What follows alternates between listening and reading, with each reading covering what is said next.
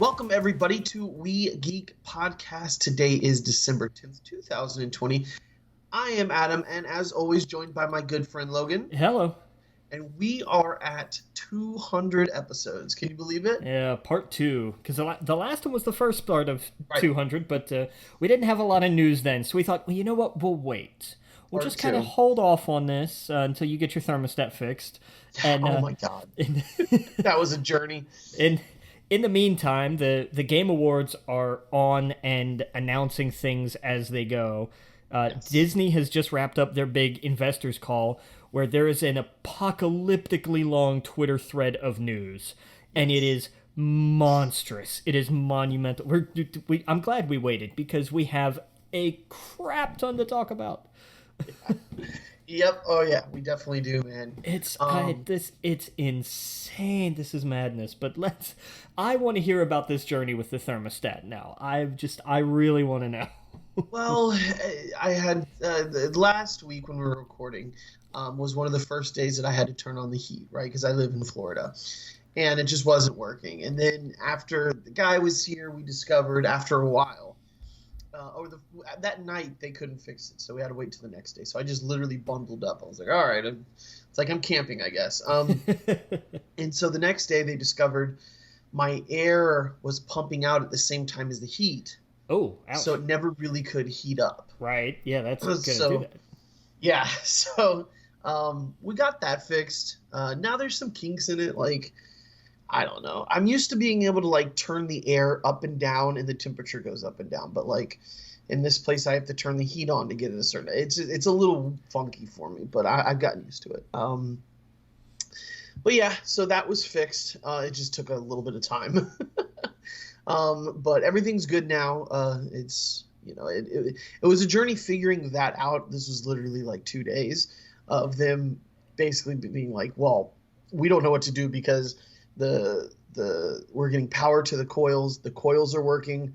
I'm like, yeah, but it's not pumping out warm air. It's pumping out like regular air. So it took a minute to get to that when you're pumping, when we're turning on the air, like this rod is still ice cold, so your air conditioner is still pumping out cold air at the same time. So it was only until he was about to leave where he discovered that. So thank God. Yeah.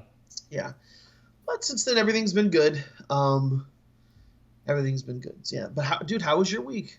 Work and some more work, and I think I work too. So Work's good. Work's good. It's same old, same old. That's good. Nothing big, nothing major. I did not pick up Cyberpunk. It turns out that I was one of the people PlayStation messaged that hadn't pre-ordered it. So I thought, because I love that they, like a couple days after they sent out the message, like, we've moved your pre-order to reflect the delay. And I was like, I didn't pre-order this. A couple days later, I think it was a couple days, I don't know exactly, but they sent out a message like, hey, by the way, we sent that message out to kind of like everybody. So Right. if you didn't pre-order it, don't worry about it. So Right. I was like, I knew I hadn't. I knew I hadn't pre-ordered it. Yeah. So I have no, what am I looking for? Like first impressions or anything. I have not played it. Gotcha. Buddy of mine's played it. Absolutely adores it. Yeah. So good for him. Because I hesitate to go online. I don't want to look at reviews just because, and I don't want to look at Twitter because everybody's just whining about the graphics, and I'm like, shit, can we please just bury this already? Like, I'm so done with people who are like, this isn't graphically what I was expecting. Shut up and go outside. Right. Like, From what I hear, it's just as fun as Skyrim with the same amount of bugs. Most of my friends that have played it, no game breaking bugs. The way they explained it was like, this is the fun kind of bugs where it's like the game is so good, you're like, I expect there to be bugs like this. Sure, you get weird little things because I'm running into them because I've still been playing Assassin's Creed Valhalla, and I run into a few weird ones, but it's nothing that screws anything up. Right. People clipping into a car and stuff like that. And like, right. That's fine. It happens, and especially on something that scale, things like that you just roll with. Exactly. if honestly, if you're somebody who's like, well, that person's hand looks like they passed through their jacket, stop playing video games. You're not enjoying them. Just go be a book critic somewhere, and specifically critique World War II historical accounts, like, because clearly that's Exactly. really like all you're cut out for. Don't do anything fun is my point. Right. So it from what I hear, it's a fun giant game with a million things to do. Yes, and Uh, lots and lots and lots of penis customization, apparently. yeah, yeah. You know what? Fine, do your thing. Why not? Literally, I don't care. Like, I think that's cool. Yeah, yeah, just whatever you want to customize, apparently it's all there. yeah, is it ever? Yeah, But that's no, you know what? It's fine. Again, it's one of those things where I don't think it hurts anybody. It's goofy and it's silly, and I oh, think I fully believe that's why they did it. They're like, this is just ridiculous. We have to put sure. this in the game. Of course. I mean, it's an adult game, right? So, and Yeah. you think about this as a cyberpunk-like future. That's what, of course, that's where things are going to go. Like, if you can customize any part of your body, uh, the private parts, they're going to be right up there on the top of the list for a lot of people, right? Yeah. That would just be fun, right? Like, so, I that has to be in the game, so it makes sense. It's wild that like that's such a like, oh my God, can you believe they're doing that? And we don't even talk about the violence or like Right. But I mean, that's always been the thing, you know. I mean, that's it's remember, wild. I mean, NYPD Blue only ever got censored really the one time where they kind of showed somebody's butt. Right? Remember, like, and there was nothing, you know, there was the mild hemming and hawing about violence and what have you. But oh my God, as soon as they showed a butt, people went ballistic. Like Right. and that's how it always is. You can the MPAA guidelines are just an absolute ridiculous joke when it comes to the amount of violence and everything else that you can include in a movie to push that PG-13 boundary. But Right. man, you show one boob, R rating instantly. Right. Like you can't. Nope, not gonna have it. Not at all. I'm just Yeah. like It's ridiculous. yeah, you guys are just kind of silly about this at this point. Yeah. Like, but oh well, you know, it's the things we're fascinated with. It's the society we live in, where it's like, oh, you know, you can do all this, but no, the sex things are verboten. You know, Right. you have to remember abstinence only. You know, look at all Yeah. of these single mothers with 6 kids who practiced abstinence only. You know, it's like it doesn't work. It's not a knock on single mothers. It's just my point being it doesn't work, and Right. we know it doesn't work. But you know, it's just why is that what people get hung up on when it's like, man, Right. they blew that guy's head off. Yeah, it's pushing it a little, but still PG-13. You know, Right. we'll put that in a teen game. That's okay. It's like, man, that skirt is like really really short. NC-17. Right. It's like, come on, Yeah. man, really? Like, Right.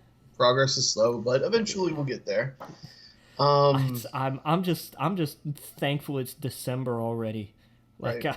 Oh, God. I can't believe it.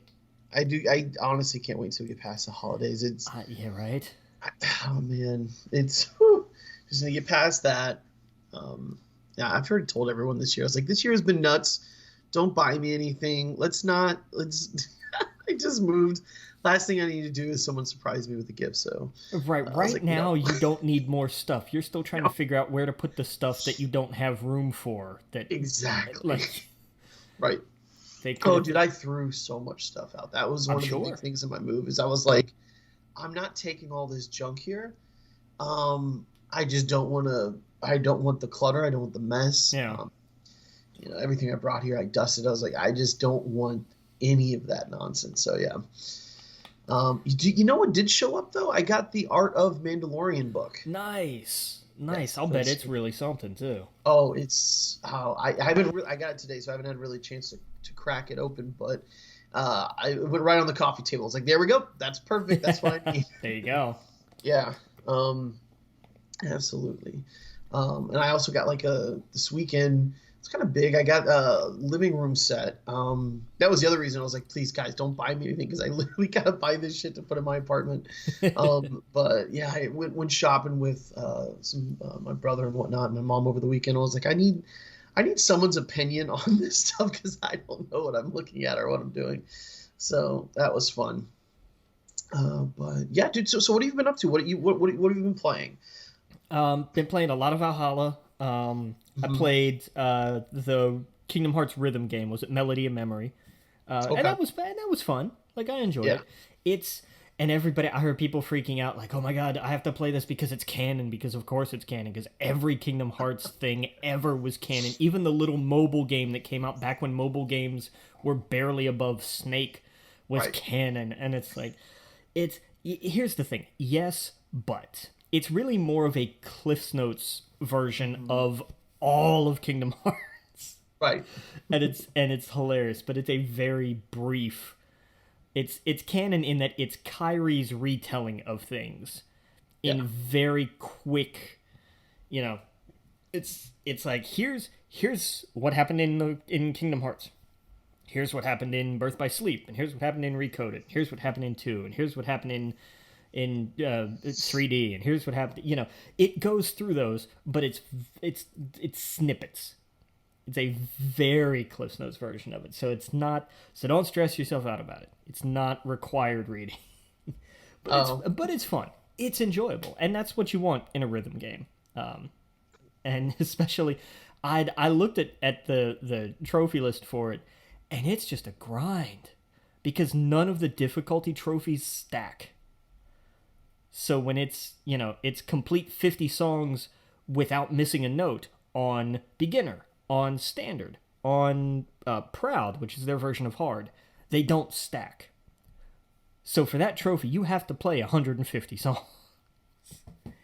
It's madness. It's just absolute madness. And so I gave up on that. I couldn't do that anymore. Damn. But I'll go back to it. That's one I'll wear down eventually, because I had that through GameFly, and I'm sure at some point it'll rotate back in, and I'll knock a little more of that out, and so on and so on. I will get there eventually, because it can be done. It's just, it takes a lot of time. And, that's cool. But no, it's definitely fun. If you're a Kingdom Hearts fan, I think it's still full price. I would wait until it goes on sale, but definitely worth the pickup. A solid $40 game, easy, no question. Oh, okay. Cool.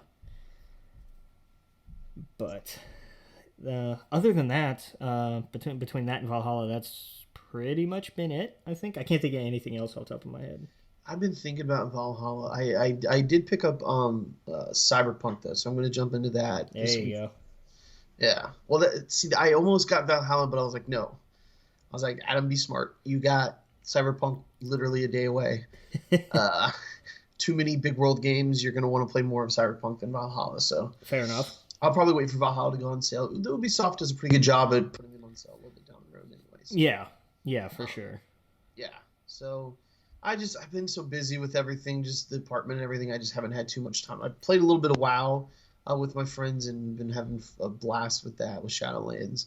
But besides that, I have just not much. Like I said, Cyberpunk I'm going to jump into this weekend, so excited for that, dude. Yeah, nice. Yeah. Oh, I've been reading a little bit too. I told you I went through the Fellowship, and now I'm going through Two Towers. Yeah. So that's been cool. But yeah, no, nothing else really. I guess we can probably jump into all the millions of bits of news that we got this week. The mouse people went crazy. The mouse people did go crazy. The mouse crazy. people just went apeshit insane, and we're just like, here is literally every single thing we're doing right now. Oh yeah. and also on top of all that, I've had a blast with Mandalorian stuff, like watching a million YouTube. I'm back on my Star Wars YouTube channel grind. Going through every Star Wars YouTube channel there is.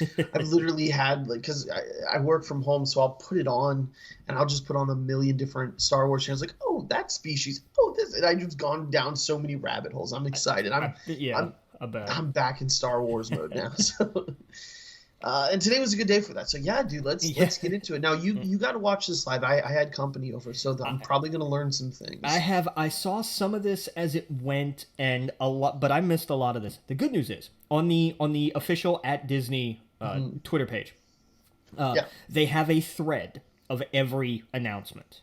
Okay. And that's just what we're going to do. Like, that's the order this is going to be in. It's probably going to bounce around from platform to platform, from franchise to franchise and back, but we're just gonna go down this, and I'm gonna skip some of the things. Like they have some stats on here about how many subscribers across all the different platforms that Disney owns. I like that's cool, but it's for the investors, right? Right. And that's I should also say, real fast, I poured some eggnog to celebrate part 2 of our episode 200. Fantastic. Do you like eggnog? I don't. I hate it. I feel like I'm the only person on the planet that likes it. I am not a fan. I wish I knew we were drinking. I'd have gotten a glass for my mead, which we can pause in a little bit if you want and go get some. Yeah. I think we should. I think it'd be fun. Yeah, no, I was drinking with a friend the other night and I got that and some other stuff. And she's like, yeah, no, I'll pass on the eggnog. I was like, okay, I'll put that away. But I figured tonight would be a fun night to do that. That's fair. I need to kill a little bit more of this bottle anyway. I did not know, because I got this when I got Valhalla. I was like, well, let's go full Viking and I'll get a bottle of mead. And I got it from, I think I ordered it off of Total Wine, I think, and they delivered, which I thought was weird. Like, I got FedExed a bottle of mead, which to me was just the most hysterical. Like, I had a laughing fit so much. Yeah. And well, that's what there's this app called Drizzly that someone told me about. And so that's what I did before she came over. I just ordered it and had it dropped off. There you go. And you know, when you sign up for it, there's this like, hey, try the 2 months free of our Drizzly program or whatever it's called, where you get free delivery. You just pay the tip. And I was like, okay, sign me up. And then I set a reminder to cancel it. There you go. Now you're talking. But yeah, I was like, yeah, I don't have to go anywhere. I don't have to do anything. I was busy I was fixing my apartment, and I was like, that's perfect. Yeah. There you go. Yeah, it's wild. Like, who would have thought that these places would deliver? Yeah, it's nuts. And I loved it. And I want to shout this place out. It's called the Honey Girl Meadery, and it's actually in Durham, North Carolina. It's not too far, it's a few hours down the road, but it's a local place. That's cool. I got a bottle of blueberry mead, and I didn't realize it's dry. Oh my God, is it dry? And I'm like, I'm hurting to get through this because I'm not really digging it, but I like the flavor, but I don't like dry because I forgot it's wine. I forgot that mead is just honey wine. It just completely went out of my head. Yeah.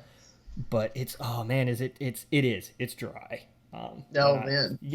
But I shall endure because I do not want this to go to waste. Good thing is it wasn't cheap, but it also was not terribly expensive. So I'm not, if I don't kill the bottle, I'm not too put out about it. Yeah. but so all right, Disney. I'm telling you, man, these guys. Like, I went through. I was so glad I found this Twitter thread because I couldn't find one coherent. Like, here's all of these things announced. Right. I couldn't find one, at least not that I saw. I'm sure there are plenty of them out there. I just didn't see one. And then I found this thread, and I was like, okay, great. And of course, when you find the thread, and it's like the last post, and it's like, oh, okay, great. So I'll just scroll up till I get to the beginning.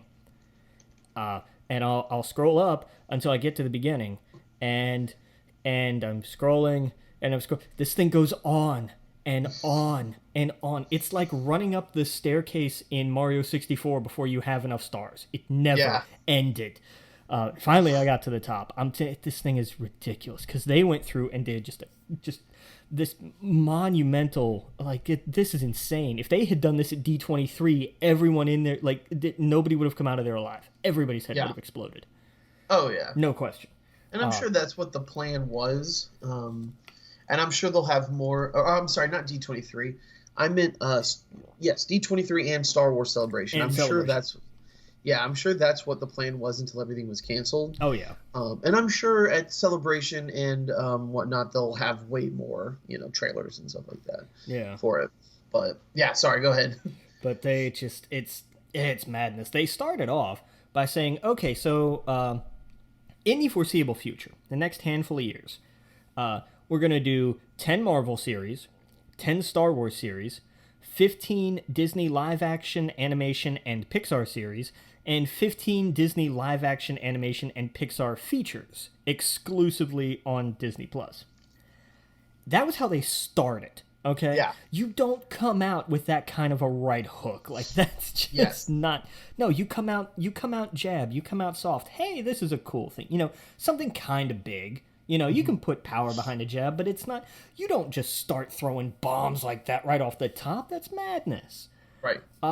They talked about Raya and the Last Dragon, Yeah. and it's going a hybrid route in the sense that it will be in theaters and Disney Plus at the same time, March 5th, 2021. But Okay. they are doing what they did with Mulan, and it is a premiere access on Disney Plus. Oh, So it okay. is the extra fee to watch it on Disney Plus. So apparently that little gamble did not do as badly as we thought they did. If they're trying to do it again, Gotcha. but I also feel like this is a way for them to mollify the exhibitors. It's a Yeah. way for them to say we're putting this out because with Soul being moved. I was really trying not to say this. Being moved solely to Disney Plus on Christmas. I couldn't. Yeah. Exclusively to Disney Plus. I could have gone with that, I guess. Mm. And exhibitors got upset about that. And then for Warner Brothers to do the thing they did this past week, which is to say every one of our movies next year is going to be day and date, theater and HBO Max, no extra charge. Right. And exhibitors lost their damn minds over it, which did. is understandable. Yeah. So I think this is Disney saying, look, we're going to make it less appealing to watch on Disney Plus because you have to pay extra for it. Right. And that's kind of their way of saying, so if you want it on Disney Plus, that's money we get. Right. And it's also a bit of a deterrent so that people will say, well, if I'm going to pay that much money, I might as well go out to the movie theater and watch it. You know what? I think that's the better call. I agree. I think Disney's doing the better call because it is going to... The people that want to see in the theater are going to go see in the theater. People that want to see it really at home, pay a few extra bucks. Yeah. Makes sense. But they also added this little nugget that they're going to start with the idea... where... I didn't have it. I think I need to fix something on my end real fast. Go for it. But I was looking at they're doing something with some international markets on Hulu with the idea of adding an opt-into content option for the I don't know if I want to call it more mature or just adult kind of content. There was a lot of FX stuff talked about, shows like Atlanta and what have you. There was an extra... I don't see exactly where it was in here, but I know that there was something in there. I may find it again at some point, but they added... What do you mean by an opt-in, though? Like, it's already on that Hulu, right? Yeah, but I feel like there was something else. Like, it was a part of... I don't know if it's... Because I think it's in international markets. So I think it may be a part of Disney Plus in certain overseas markets where they don't have Hulu, I think. I think that... Oh, yeah, that's what the Star Plus is, right? Yes, but no. It's similar. It's something like that. Because I think Star and Star Plus are... It's same but different. There's too many. That's what I mean, because they have so many services, especially overseas. I mean, there's Star and Star Plus. It was something that they built off of Hotstar, which is from the Indian market. But it was an additional option. I think it's for where Hulu isn't available. I think. It was something like that. That was one of the ones where I got a little lost in. But they kept talking about Hulu and they're look for more 20th Century Studios and Searchlight Studios Hulu exclusive films. So they're going to use it looks like they're going to leverage the Fox Studios, the former Fox Studios, as sort of their content providers for Hulu, in a way. Which is not the worst use of their assets. I don't think they're going to just be making stuff for Hulu. I think you will still very much have theatrical releases. But the overall tone of this investor call was to highlight streaming. They did have some news about theatrical releases that will be theatrical releases. So it's not all gloom and doom. But there was a big emphasis on streaming services. They talked a little bit about ESPN Plus. They've added the SEC to ESPN Plus. I didn't know that was a thing that they didn't have. That'll start the 2024 season. Interestingly here, this I found interesting. ESPN Plus and all of its programming will become available for viewing directly within the Hulu interface. Okay. So if you have a Hulu account and an ESPN Plus account, or you have that bundle where it's Disney Plus, Hulu, and ESPN Plus. Is ESPN through the Hulu app as well? Yeah, that's what it looks like. That's perfect. ESPN Plus, anyway. It doesn't say about ESPN in particular, but it does say ESPN Plus. That makes sense. Put all the Disney stuff, the family stuff on the Disney app. Yeah. And then everything else goes on Hulu. Yeah. That makes sense to me. And that's what it looks like. So I'm good with that.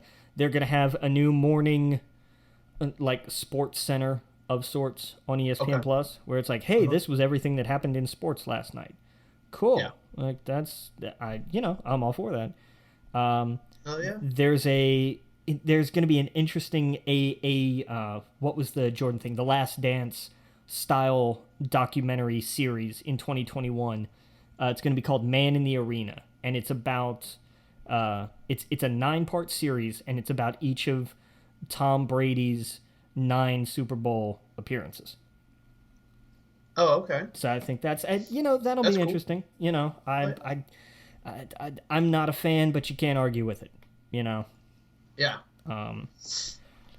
There's what do we have? There was some series for Hulu that were announced. One is called Only Murders in the Building, and it's going to have Steve Martin, Martin Short, and Selena Gomez. Okay. That's a cast. Okay. There's a new series called The Dropout, which is about a con artist named Elizabeth Holmes. She will be played by Kate McKinnon. Okay. There's something that I don't know what this is. It's called Dope Sick. Okay. It's a based on true events kind of thing. It has Peter Sarsgaard, Rosario Dawson, and Michael Keaton. Okay. David E. Kelly, who is I think it's a book, right? Was it a book? I think so. Okay, fair enough. David E. Kelly, he did some Ally McBeal, and he did one of the big things that's on HBO Max. I forget if it was, what was it, Big Little Lie or Little Liars or something. One I can never remember what it's called. Is creating a Hulu series called 9 Perfect Strangers. It's going to include Melissa McCarthy and Nicole Kidman. So that will at least be interesting. We've got some other new stuff for FX. There's a show called The Old Man, which is going to star Jeff Bridges. So I'm already very interested. Oh yeah. And it's a CIA. This guy's retired from the CIA, but he has a history, blah blah blah, etc. etc. That kind of setup. Fine, whatever. Those are the shows I watch for a cast. It's like I know the premise. I know this is going to go. Show me the characters. Those are the things I work for. Ryan Murphy is making American Horror Stories, which is an anthology series spinoff of AHS for FX. Oh, okay. I love that he's making an anthology series of a series that is a series of anthologies. Right. Because each season is its own story. So the series as itself is an anthology series, but this particular series is going to be an anthology series spun off of that. That makes my head hurt. I really just want to move on now. There's Reservation Dogs, which is about Native American teens on a reservation in eastern Oklahoma. It's being developed by Taika Waititi. Oh. So I will be there for that. That was like a Reservoir Dogs spinoff. Yeah. But that was kind of what I thought. I figured, well, that's why. Yeah, that title makes sense. Of course it does. Yeah. They gave an update on Why the Last Man, because I know we've been talking about this. Has been in the process. This has been in the works at FX for years now. This has been in. I wondered if it was in development hell for how long it's been working on there. But they did officially finally announce, no, this is a thing. It's done. We're really making it. It's coming to FX. Okay, cool. Well, I saw that what's his name? The guy who wrote Brian K. Vaughan is doing a what's the TV show he's doing? Buck Rogers. Really? Yeah, he's running a Buck Rogers TV show. Interesting. Yeah, let's see here. Buck Rogers, Brian K. Vaughan, to write Buck Rogers TV series for Legendary Pictures. Okay, cool. Yeah. So when I saw that, I was like, wait, whatever happened to Why Last Man? Because that's what he should be writing. He's still working on it. Okay, good. Yeah. Should probably do Paper Girls while he's at it. Sorry, go ahead. Right? And Saga. Oh my God, keep going. Sorry. That's it. We'll get there one day. I don't think TV's ready for that yet. Right. A little bit. FX is also working on an Alien series. Yes. Based on Alien. I think it would work so much better as a series. I think that if you do like that kind of limited episode, that kind of thing we got used to with Netflix, that 10, 12-ish episodes. Perfect. It could be even smaller too, honestly. 6 or 8, like a perfect, very tight season. Yes. With that would be good. Very much. Absolutely. That's why I'm we'll get into it in a little bit, but like we've been talking about how amazing The Mandalorian is and how I just wish Disney had more Star Wars show like that. We'll get into it in a little bit, but that's what I'm hoping for. Like in the next 3 to 4 years, we have this just constantly. Once Mandalorian's done, we got jump to Alien, then we jump to the Falcon. Like I look forward to that so much. Yeah. Well, it's funny you talk about Star Wars because the next part of their announcements was about what they're doing with Star Wars on Disney Plus. Awesome. One of the first series they announced was Rangers of the New Republic. Okay. And I imagine it's going to. I imagine there was probably a soft setup with the two New Republic soldiers we saw earlier this season, just in the idea of like, oh hey, by the way, there's still kind of a war going on out here, and I wonder if it's going to be like they didn't really give any details about what it was about. So they didn't say if it was what's her name, Gia Carano? No. Gia Carano. Okay, no. So they didn't say if it was her show. They're just saying we're getting. I'm assuming it's with like you said, the people that she interacted with, and I was curious if it was her show or not, but okay. It may be. I don't know if they're being coy. She's in a little hot water right now. So. Yeah, just a little bit. So I think maybe they may be reevaluating that just a shade, but yeah, definitely an interesting setup. Going to be set within. Excuse me, what did they say? Within the timeline of The Mandalorian. So It's going to be concurrent-ish, we'll say. Yeah. Something else that's going to be happening in and around that time is the confirmation of Ahsoka's solo series. Yes. Which I am ecstatic for. And they did a fantastic job setting that up. They did. And I'm very on board for Rosario Dawson having her own show to do this. Mm-hmm. Their setup and design of her and her portrayal, it's perfect. It is. It's pitch perfect for Ahsoka. I was very, very excited. Did they say who is going to be showrunning it? I don't think so.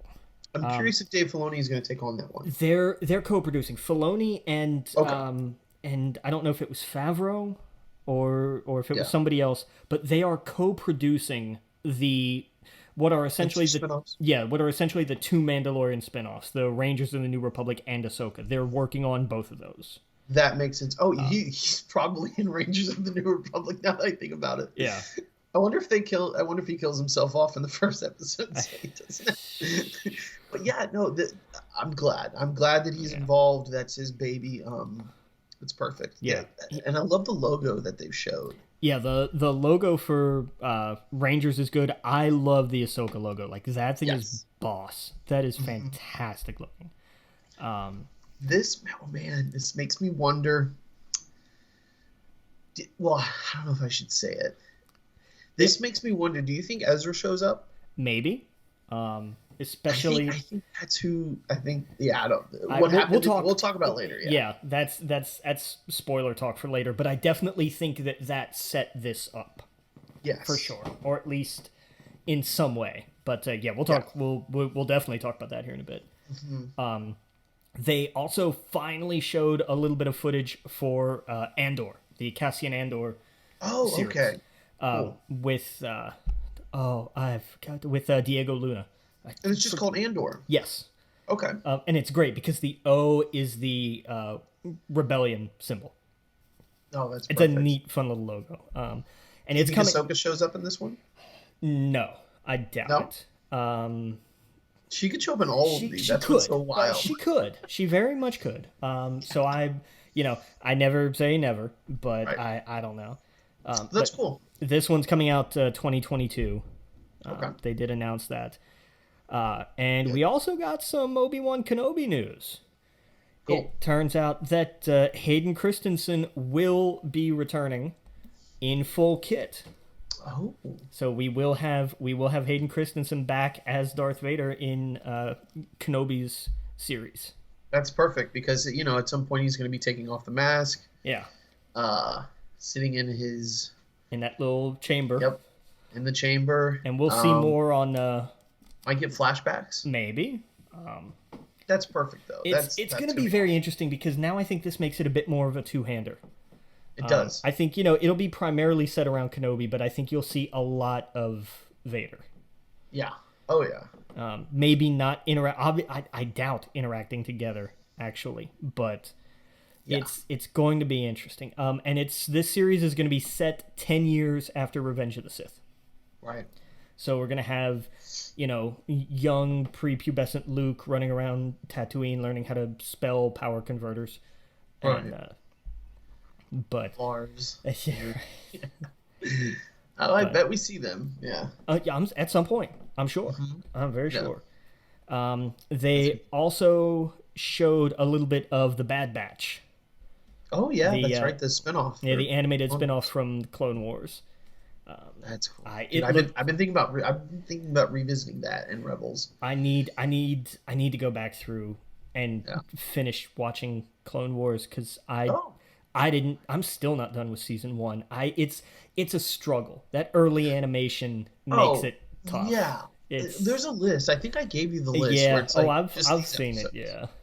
Where it's like just watch these and you're fine. I don't know if I can do that. Like it's just not... No, watch the whole thing. It's put it on. Put the first season on while you're doing something else, and you'll get through it. The second season is not as bad, and then it just gets even better after that. Yeah, no, I know it improves because Rebels did kind of the same thing. The first season of Rebels is a little clunky. It's a little clunky, but there was no way I wasn't going to do that. It's funny how much Mandalorian is following what Rebels did.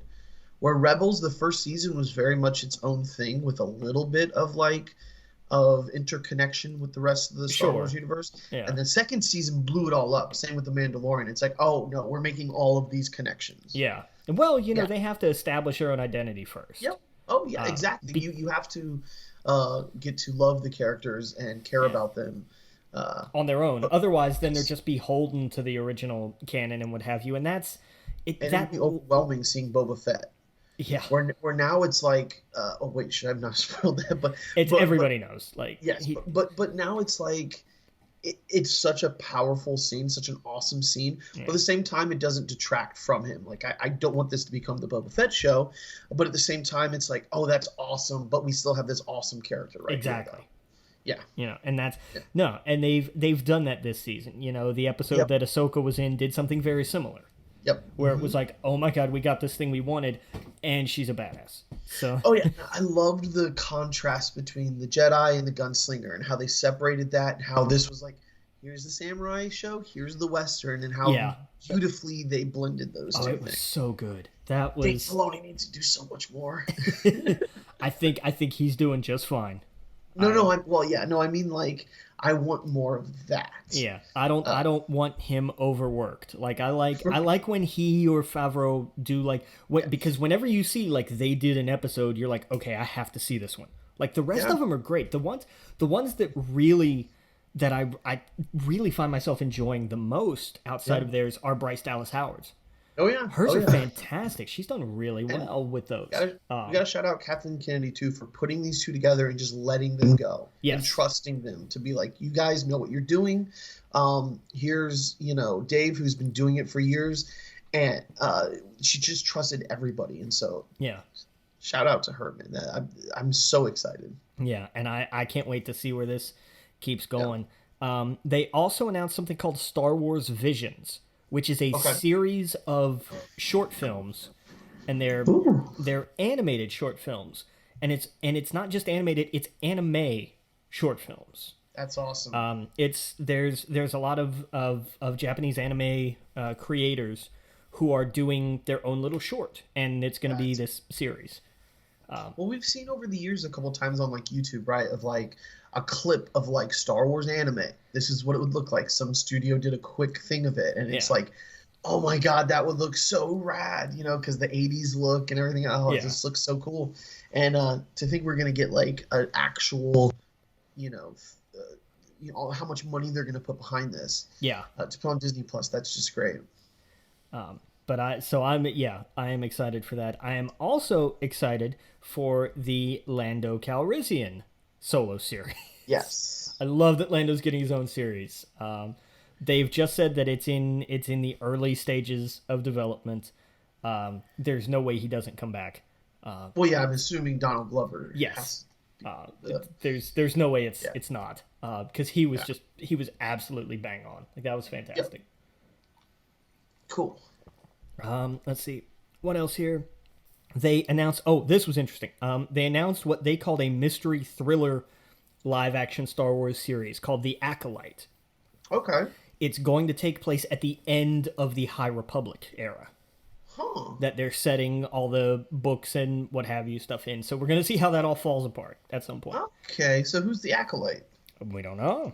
Oh, they didn't. Gotcha. That's it. They're just like, it's called The Acolyte, and it's a mystery thriller set during the final days of the High Republic era. Oh man, this is going to be the fall. So I guess we're going to probably, hopefully, some clues in the upcoming books in the next month or so. I would imagine so. Dude, we're so close to all these books coming out. I'm so excited. Right? It's so good, so good, so good, so good. So much stuff. They also the logo. Have you seen the logo for the Acolyte? Yes. No, I have not. I don't see it here. It's red. I'll send it to you while I'm describing it. But it's a red logo, and through it looks like someone like put their lightsaber through it. So maybe like a Sith or something like that. That's the feel I'm getting from it. I'll send it to you so you can Fair enough. Yeah. Yeah, but it almost looks like a video game logo. It looks dope. Oh yeah, I have seen that. Okay, yeah. It looks cool. It gives me like Sith vibes. So I'm assuming there's going to be. Oh wait, what if this is Palpatine's story? Because he's old. Yeah, but is he that old though? Oh, he's old. I mean, we're talking.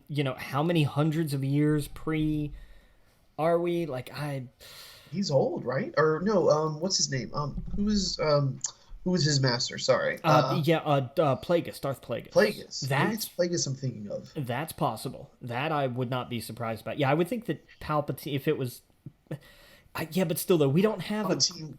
We don't have. I gotta read that book. Yeah, we don't have a solid time frame for when the High Republic ends, though. We know it's set a few hundred years before what we know of in Star Wars timeline. Acolyte is a. That's a student. A student, right? Yeah. So, dude, that's totally Palpatine. He was the student, and he became. Oh wait. Oh, sorry. I'm sorry. I should probably stop. My mind's just rolling. But it has to do with Master and Apprentice. It's one of those Sith. Yeah. That. Oh I would be interested if this was actually Darth Plagueis' story, and he's the Acolyte. My brains, I've had too much of this, but yeah, I'll think about that later. But it's got to be one of them. I'm excited. I think so. I think it may be Plagueis and not Palpatine, but And that's the thing is I'm most excited about the shows that take place in a time period I don't know about. right. And Mandalorian kind of falls in that because we still don't know the fates of a lot of these characters. No, there is so much that's open to a lot of interpretation out there. Yes, but this is like anything can happen to these people in this show. So yes, Yeah. excited. But, Cool. So we got something else from Lucasfilm Animation. They're working with ILM on something called a droid story. And okay, for animation. Yeah, and it's going to be something set. It's about a little droid who's going to be guided by R2D2 and C3PO. Okay. That's all we got. I figure this is probably going to be a limited, kiddish kind of short thing. I'm totally cool with that. I think that'll be neat. Droids had a comic back in the day, so yeah. But wait, they had a cartoon that's right too called Droids. Yeah, I think that was pretty short lived though. Yeah. That was very short lived. Yeah, you can still buy the DVD though. Yeah, at any local pawn shop, I would imagine. But I think this is kind of them saying, no, you know what? But droids are fun, and they're a great way to make merchandise that you can sell too. So Absolutely. they come at it from every angle. But Absolutely. so they talked a little bit about the Willow series that they're doing. The pilot is going to be directed by John Chu. Oh, okay. And it's going to come in 2022, and it will still star Warwick Davis, which I think is fantastic. Nice. Back from the movie. So, very, very, very, very neat. They also announced Indiana Jones 5 for July 2022. Okay. Directed by James Mangold. And everybody is kind of saying this is going to be the last Indiana Jones film, and I agree.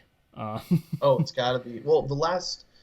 Yeah, I think if they do any more, it'd be like a young Indiana Jones or someone else has to take over the mantle. Right. And I wonder if they kind of wanted to do that with 4, but that went so well. Oh, yeah. No, I think they did. I think that was the plan. Yeah. And then everything went south. Yeah. Yeah. But I don't know. They could bring back Shia LaBeouf. He's rebounded since then. He's had enough time to fall and bounce back. I agree, but I don't think Shia LaBeouf will do it. Probably I not. think that he's going to be like, that's not the path I'm on anymore. But yes, I'm all for Shia LaBeouf and his rebound. So. Yeah. They also talked about what I'm trying to get the name of it right. An adaptation of Tomi Adeyemi's book, Children of Blood and Bone.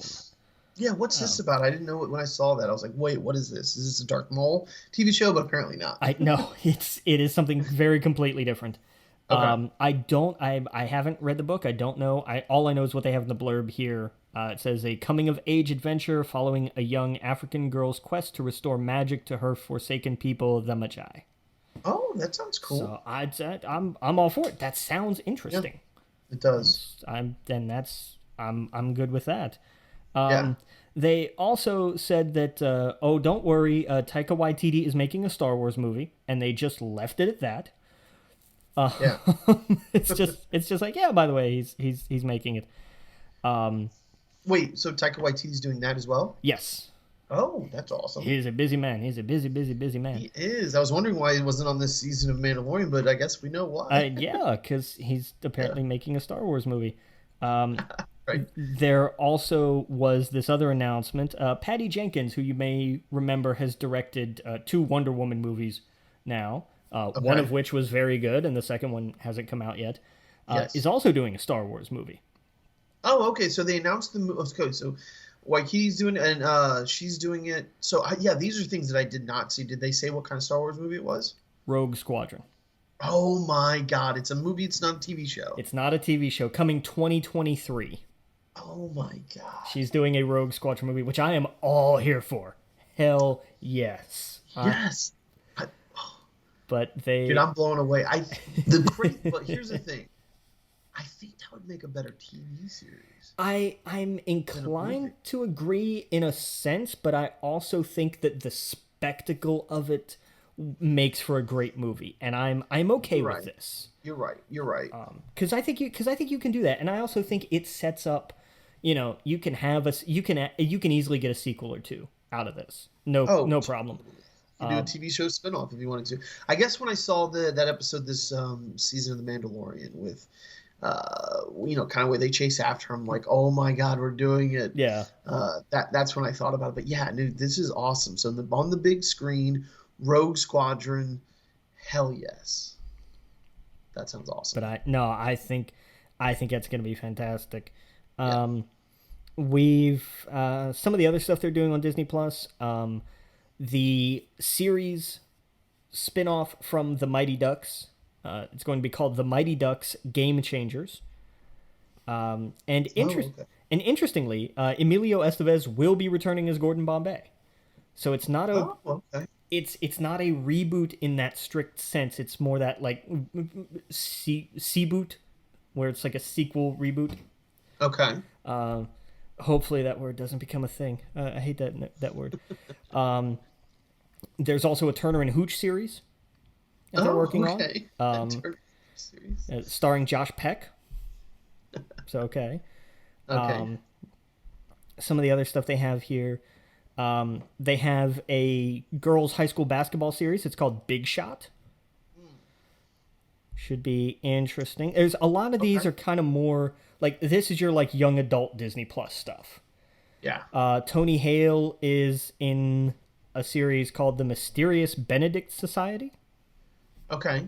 Evidently, it was a book series. I did not know this. I have no idea what it's about. Okay. And then something else for Hulu, and this, again, because this is an investor's call, this will help bring up the price, and I'm sure very many people will be interested. But new exclusive content from the Kardashians. Cool. Wait, what? But yeah, I know, right? Way out Like of left the field. Like Star Trek? No. the other Oh, ones. okay. Gotcha. Yeah, the reality show ones. Those ones. Cool. With an H in there. There's an H in there. So that's the difference. The Kardashians, but the Kardashians, yeah. Oh man, see, I'd rather watch it the I know, other way. so would I. But again, it's an investor call, and look, it's a big money deal, and they will bring people to Hulu. So If I was a part of, I know what Paramount owns Star Trek now. yes, I would do a reality show with the How do you pronounce the it? Kardashians. Just lose the H. Kardashians. I would do it with them. Because it's been a spoof forever. Like it's been. I mean, the memes have been out. Have we seen it though? That's what I mean. Like a live action. I don't think anybody's ever actually done it. No, that would be hilarious. Like I would crack up just for shorts. For shorts, yeah. Just do like a 12-minute short episode series. Right. Like I think that would be great. But and then Disney talked about movies. They are doing.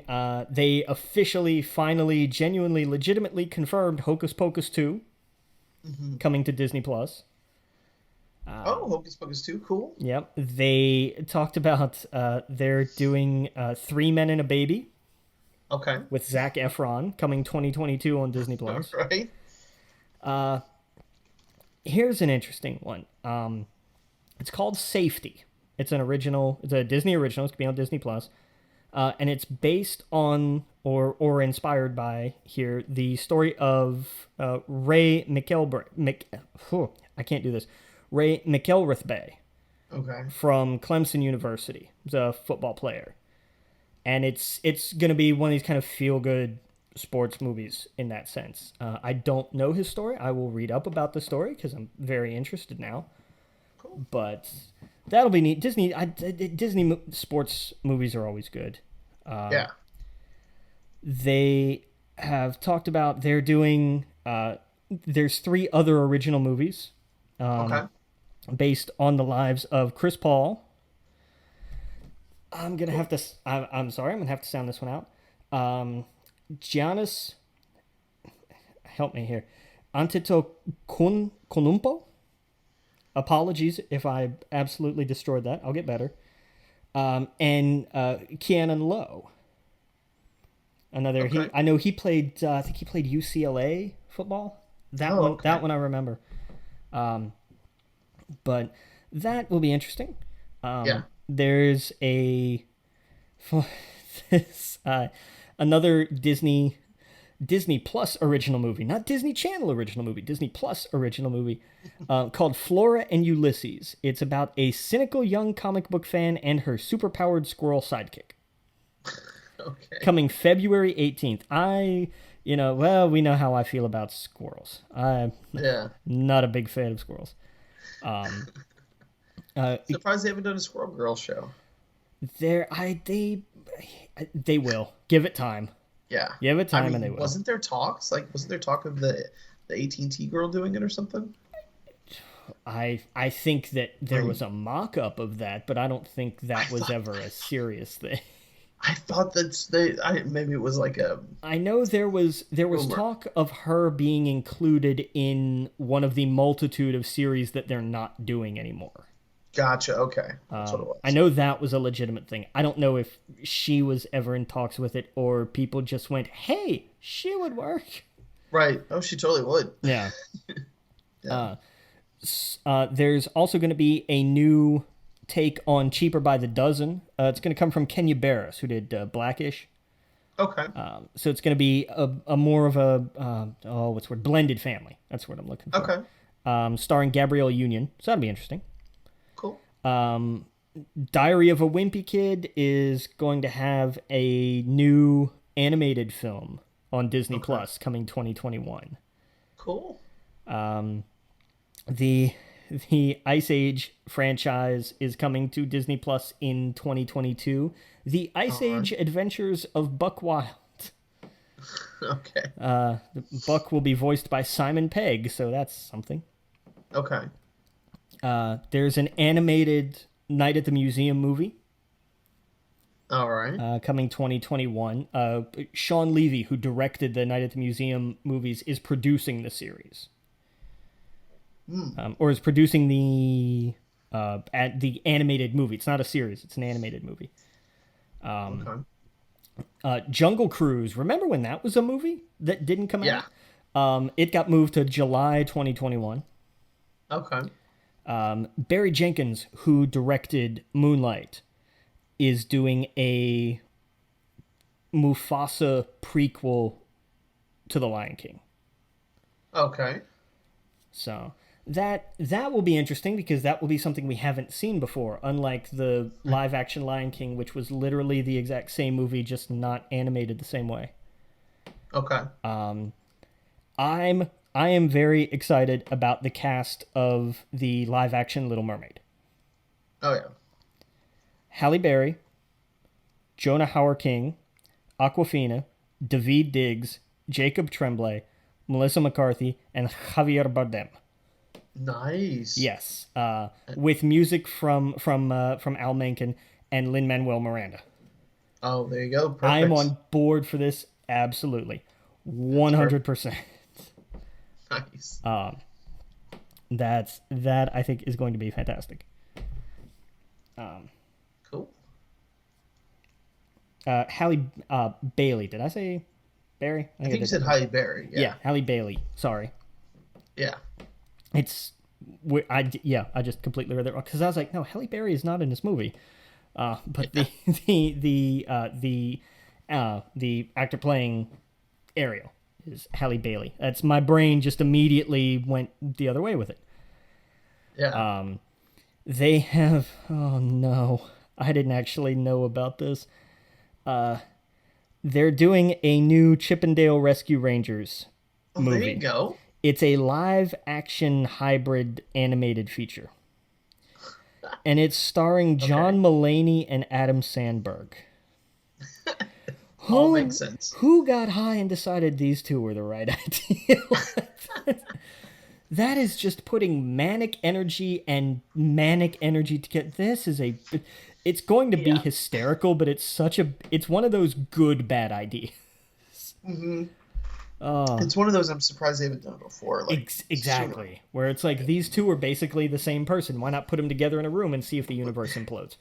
When they were doing Scooby-Doo and all that other stuff, or what was the other one? What was what was the bear? Yogi the Bear. When they were doing all of those like mixtures, I'm surprised they didn't do it around then. Yeah. They talked about the live action Pinocchio movie. Okay. It's also going to be a Disney Plus exclusive. Directed by Robert Zemeckis and starring Tom Hanks. Oh, that's a pick. I That's a don't know if choice. Tom Hanks is. I hope Tom Hanks is supposed to be Geppetto, I and would not assume. Pinocchio. Yeah, it's got to be Geppetto. Oh, you never know. Um, there's.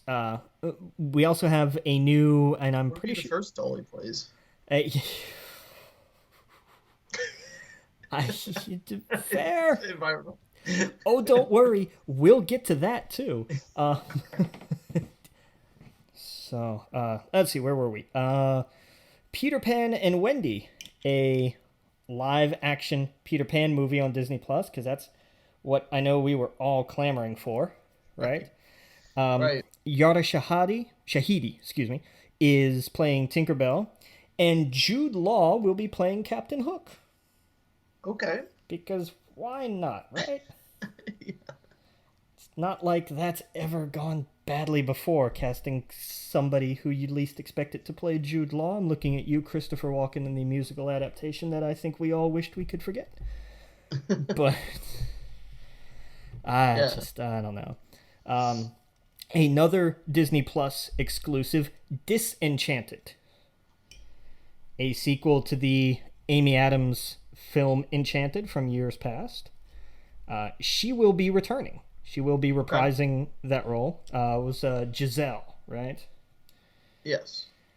So that. And from producer Tyler Perry and producer and star Whoopi Goldberg, Sister Act 3. Oh, okay. Yeah. So that's going to be a thing on Disney Plus. Cool. So I don't know. Very, very excited. Very excited. That'll actually be interesting. They're doing a Baymax series on Disney Plus. That'll be interesting. They're doing what this says Zootopia Plus. Okay. It's going to be a series, and Tiana from Princess and the Frog and Moana are getting their own series as well. Oh, okay. Tiana is coming in 2022. Moana, the series, in 2023. Okay. So that will be interesting. What else? What else do we have? Another Walt Disney Animation Studios announced their next big film. It's directed by Brian Howard and Jared Bush. Okay. Co-directed and co-written by Charisse Castro-Smith, with music written by Lin-Manuel Miranda. The movie is called Encanto. It will be set. Okay. It will be set in Colombia, where a magical family live in a magical home, according to this release. Oh, okay. So hey, different. Bring it on. I'm all for it. Yeah. I like new stuff. I like different stuff. Yeah. I really what is do. this collaboration they have? Yeah. With the Pan-African. Did we talk about that? Oh no. Where was that back up here? Oh, with the company called Kugali. I'm going to assume. It's a Pan-African entertainment company. They're making a sci-fi series coming out in 2022. It is called Iwaju. Oh, nice. That looks cool. Very interesting. That actually looks neat. Yeah. Very, very cool. Yeah, coming 2022. Cool. And now we move on to Pixar news. Burrow is the Spark short that will be accompanying Soul when it plays. It's about a young rabbit trying to build the home of her dreams. A reminder that Soul is streaming exclusively on Disney Plus. It is not premiere access. It will just be on Disney Plus. Okay, that's right. So there is that. Where am I looking at? They talked about Inside Pixar, which is the docuseries that they have going on. They have more episodes coming. They've got 5 out now. There's more to come. They're working on a thing called Pixar Popcorn, which is mini shorts. Okay. They're all little bite-sized stories, according to this. So it's okay, fine, cool, whatever. Coming in January. So that'll be neat. I imagine they'll be little 4 or 5 minute long things. Then we have Pixar is actually doing an animated series. Pixar has never actually done like a full-on animated series before. So that'll be interesting. It's called Win or Lose. And I'm just going to read this here. The show follows a middle school softball team in the week leading up to their championship game. Okay. Oh, and this is interesting. This is a very Percy Jackson way of telling the story. Every episode is told from the perspective of a different character. Oh, okay. I like that. I think that's really neat. Yeah, that's interesting. That's coming fall 2023. Pixar's next animated feature is going to be called Luca. It's going to be... Sorry, that was a text message. That was very loud. It's about Luca and his best friend Alberto during their unforgettable summer. That's all it says. June 2021. Okay. Cool. Domi Shi, who directed Bao. You remember that about the dumplings? The little little short that made good. Everybody cry and freaked everybody out at the same time. Yes, that was really good. Is doing a Pixar movie called Turning Red. And it's about a teenager named May who, whenever she gets too excited, transforms into a giant red panda. Oh, okay. It's cute. I think that's going to be neat. It's coming March 11th, 2022. Cool. And then there is this. Disney Pixar, June 17th, 2022. Lightyear. Like Buzz? Yes, but not the toy. Okay. The fictional man who inspired the toy. Oh, okay. And do you know who they have playing the quote-unquote real, if you will, Buzz Lightyear? Who? Chris Evans. Really? Because why the hell not? Yeah. Oh, man. Cool. That's going to be fantastic. This is going to be interesting. Oh, yeah. So okay, cool. And then, we make it to the Marvel section of the evening. Cool. Doctor Strange in the Multiverse of Madness, March 25th, 2020. Directed by Sam Raimi. The film ties WandaVision to the next Spider-Man film, according to Disney. That is all I needed to hear. Oh, yeah. To explain all of the madcap casting rumors, which they did not get into on this call. Film? Hold on. Yes. Take a step back. I'm confused. I thought you were saying the show. No. Start over. I think you said WandaVision. Yeah, I did.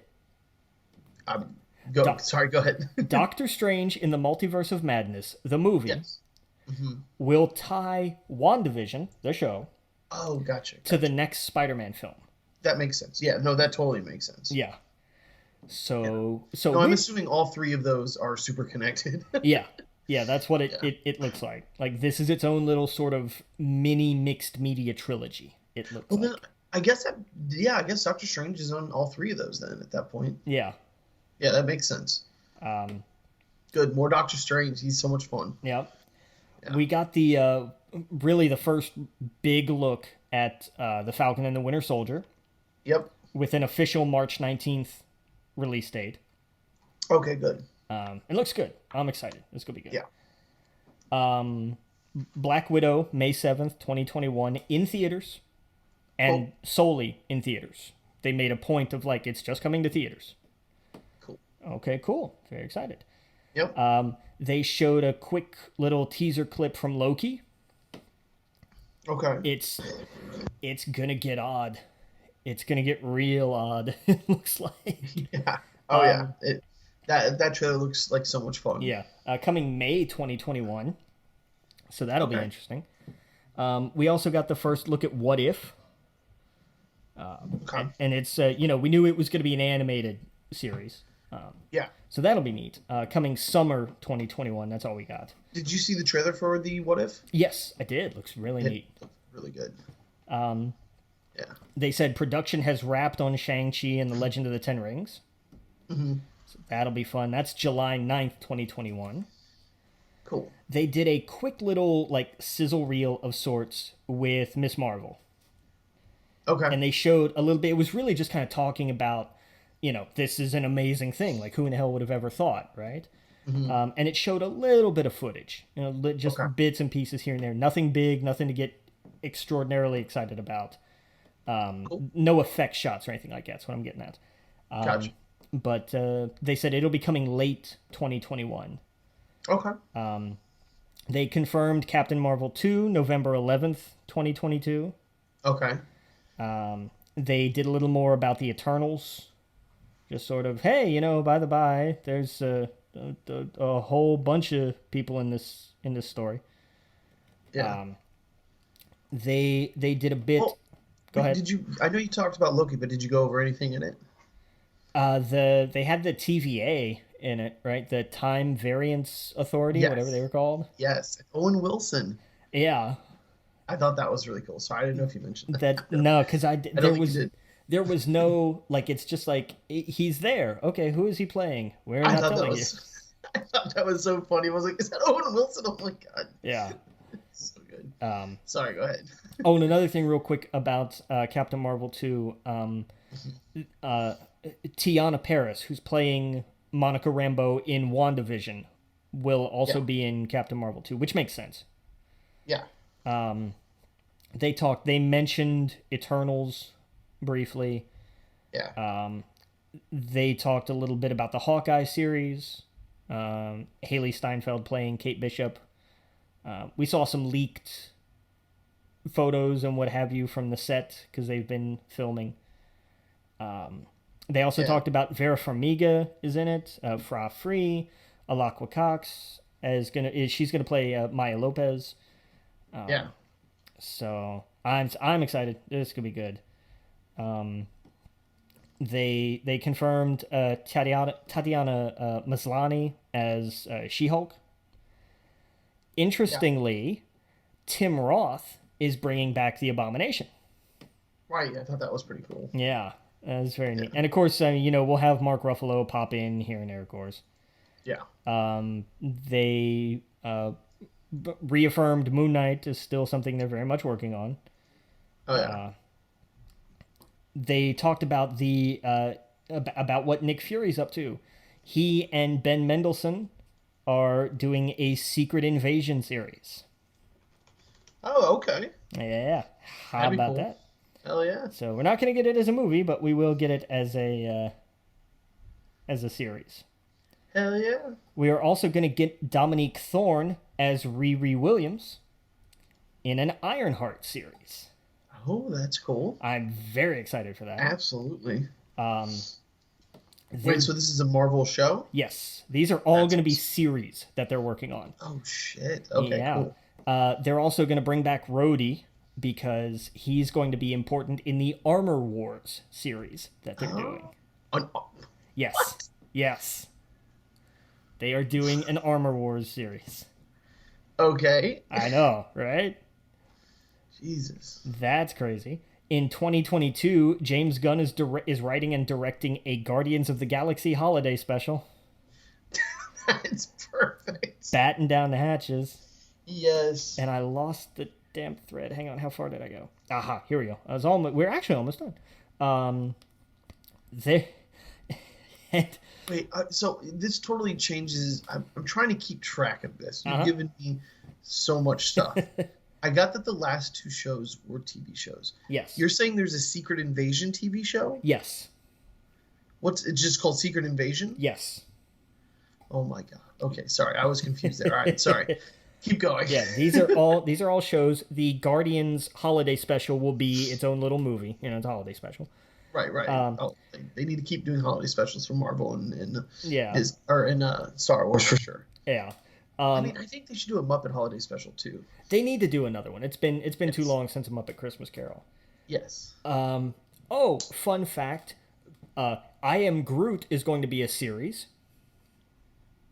Like an animated or live action? It doesn't say. Okay. Okay. I'm Yeah. all for for that. Yes. So, Baby, imagine a whole show that's you just hear I am Groot. Baby Groot. And it specifically says Baby Groot will star in a series of shorts. So it's a short series. Oh, it's a short series. That makes sense. Featuring several new and unusual characters.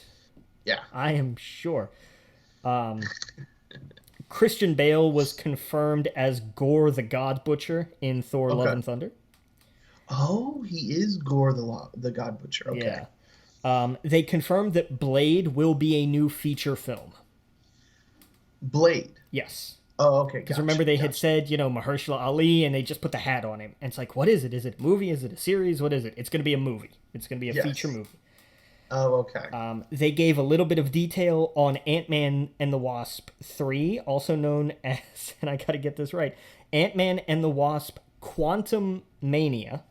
Oh, so they're doing more Quantum Zone? Yeah. Paul Rudd, Evangeline Lilly, Michael Douglas, Michelle Pfeiffer are back, Catherine Newton as Cassie Lang, and Jonathan Majors officially confirmed as Kang the Conqueror. Oh my god, they're doing Kang. Yeah. Holy shit, that's a Thanos level villain. Yeah, and then some. Yes. So it's gonna get very I guarantee. I think you've mentioned this before. Yeah. Them jumping through time is 100% what brings his attention to them. Yeah. Yeah, no question. I have a feeling we might see some people that have died pop up. Potentially, sure. Yeah. It'd be a way to get them back, at least for. Oh yeah, just to show up and wink. Yeah. Yeah, for sure. They talked a little bit about Black Panther 2. Okay. It's going to release July 8th, 2022. Okay. Ryan Coogler writing and directing. They're not recasting T'Challa. Smart. Which I think I don't think anybody thought they were going to do. No.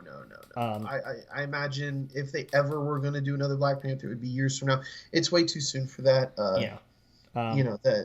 No. Says here, Marvel will not recast the character, but will explore the world of Wakanda and the rich characters introduced in the first film. Yeah. There's so many characters to dive into. Yeah. And then on the way out the door, they decided, oh, hey, John Watts? That director, the guy who's done the last 2 Spider-Man movies? He's good with family stuff. He's good with this whole family dynamic, and he's done 3 Spider-Man movies, but what should film number 4 be for John Watts? Oh. John Watts is doing the Fantastic Four. Nice. That's dope.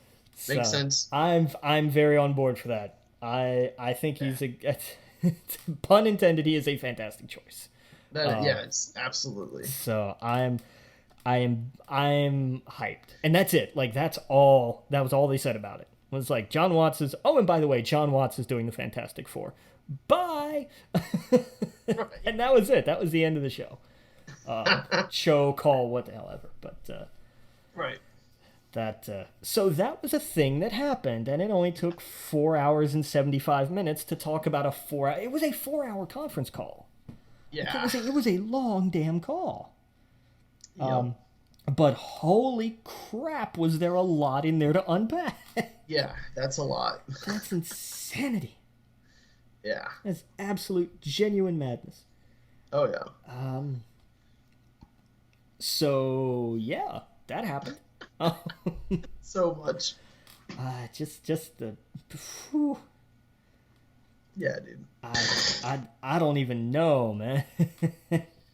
Yeah, it's the fact that they're like, oh yeah, Secret Invasion, Armor Wars, these are going to get their own series. It's like, I'm sorry, excuse me, what? Can you repeat that?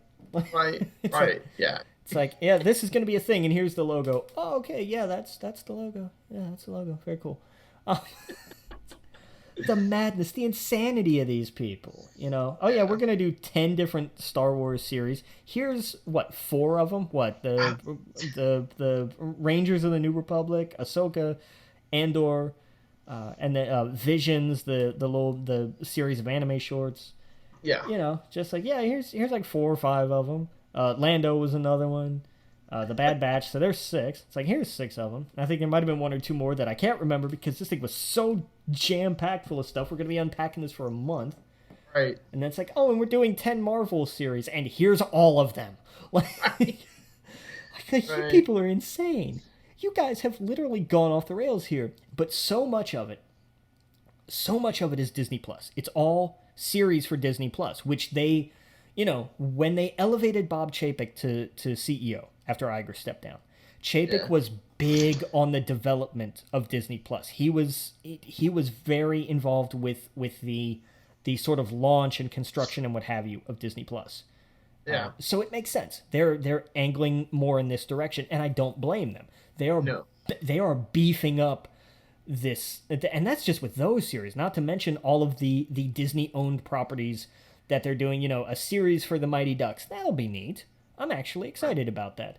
A Turner and Hooch series. Okay, sure, why not? It's cute. It's These a are all guy. things I'll catch. Exactly. It's like it's a guy and his lovable dog solving crimes. That's fine. I'm good for it. We know they're developing a Home Alone series. They didn't talk about that in this, but that was something announced a while back. And then so many projects, so many Disney and Pixar projects specifically for Disney Plus on top of the theatrical stuff. They made it a point to say, by the way, we're still doing movies in theaters. Yeah. So okay, man. These guys are not for everything going on. They're not still messing around. They're still creating. Yes. And they're still ideaing, and they're not afraid to dream big. Right. Good. Yeah. People needed to see this too, because Yeah. they need to see, like, it's been such a, because I feel like you're probably the same way. Family members, they come to us like, hey, what's going on with movies? Where's the new movies? Where's what's a good TV show? And this year, because of COVID, all we've been able to say is everything's postponed, right? Yeah. Literally everything. We got a couple things this year. But everybody got it figured out to how to make this stuff safely. And that took a long time. It took a long time and a lot of false starts. I'm looking at you, Jurassic World. But they figured it out. And Disney had a couple false starts. What is it? There was something they were working on, I feel like. Was it Falcon and the Winter Soldier, I think, had 1 spat of positive tests? I think so, yeah. And I know The Witcher did as well. But immediately they were like, nope, all right, fine, shut it down. We got protocols to follow, and they handled it. Give them all the guff that you want for anything. But these studios have really been taking this seriously because they know this is still their lifeblood. The show must go on, which is unfortunate, but they found ways to do it safely, or at least safer. I'll say that if for nothing else. But this is a lot of shit, man. It really is. I don't have anything else to say about it. Yeah, it's a lot of stuff. It is an absolute avalanche of just, here's all the things we're doing. Yeah. And yeah, damn. Dude. Like, it's the mouse people are crazy. They just are. They're just insane. Yeah. I'm excited. Yeah. I am too. Don't get me wrong. Yeah. I mean, Disney price, the stock for Disney jumped like $6 after this thing. So, nothing to sneeze at. Nothing to sneeze at all. Yeah. At market close, which was 5:00 Eastern, which was not long after this started. Share price was $154.69 a share. Yeah. Now, in an after hours bounce, it's up to $160.80 a share. Had a $6.18 bounce. That is madness. Yeah. That is genuine madness. It opened at $153 and some change. So overall it went up over $7, which is a big hike. Yeah. That's just nuts. Man, that's nuts. Yeah, dude, I'm just looking over everything. It's just this list. It's absolutely crazy. Yeah. Oh yeah. But they, yeah. The good news is there didn't seem to be a whole lot from the Game Awards. Right. Yeah, I saw like you're gonna get Halo and Fortnite and Yeah, and there's gonna be Cyberpunk cars in Forza, yeah. which I get. You know, Forza Horizon does crossovers with everything, so that's fine. Right. They showed gameplay for the Nier Replicant remaster. I'm not gonna read all those numbers. Okay. The biggest thing that I saw that was interesting to me. Okay. I know you're gonna talk about Dragon Age because that's very interesting to you. Well, yeah. There's not much to say about it, but yeah. Fair. But very interesting to me was the new Smash Brothers fighter. Okay. Sephiroth Cool. is going to be in Smash. Very much excited. Another Final Fantasy character. Yeah. That's cool. Yeah. Still not Goku. You're never going to get it. Never going to happen. We will. Hey, you won't. He's the king. He's going to be the last guy. Not going to happen. Yeah. I hope I'm wrong. I've said this before. Yeah, we're going to see an end to this. Nope. Smash Brothers As list. long as they keep making Smash Brothers games, I'm going to keep saying it. It's never going to happen. Why not? I don't know. I don't have an answer for you. Yeah. They did show a cinematic trailer for a new Perfect Dark game. A studio called The Initiative is working on it. Yeah. They were like, it's still very early on. But here's the thing. We're like, okay, cool, whatever.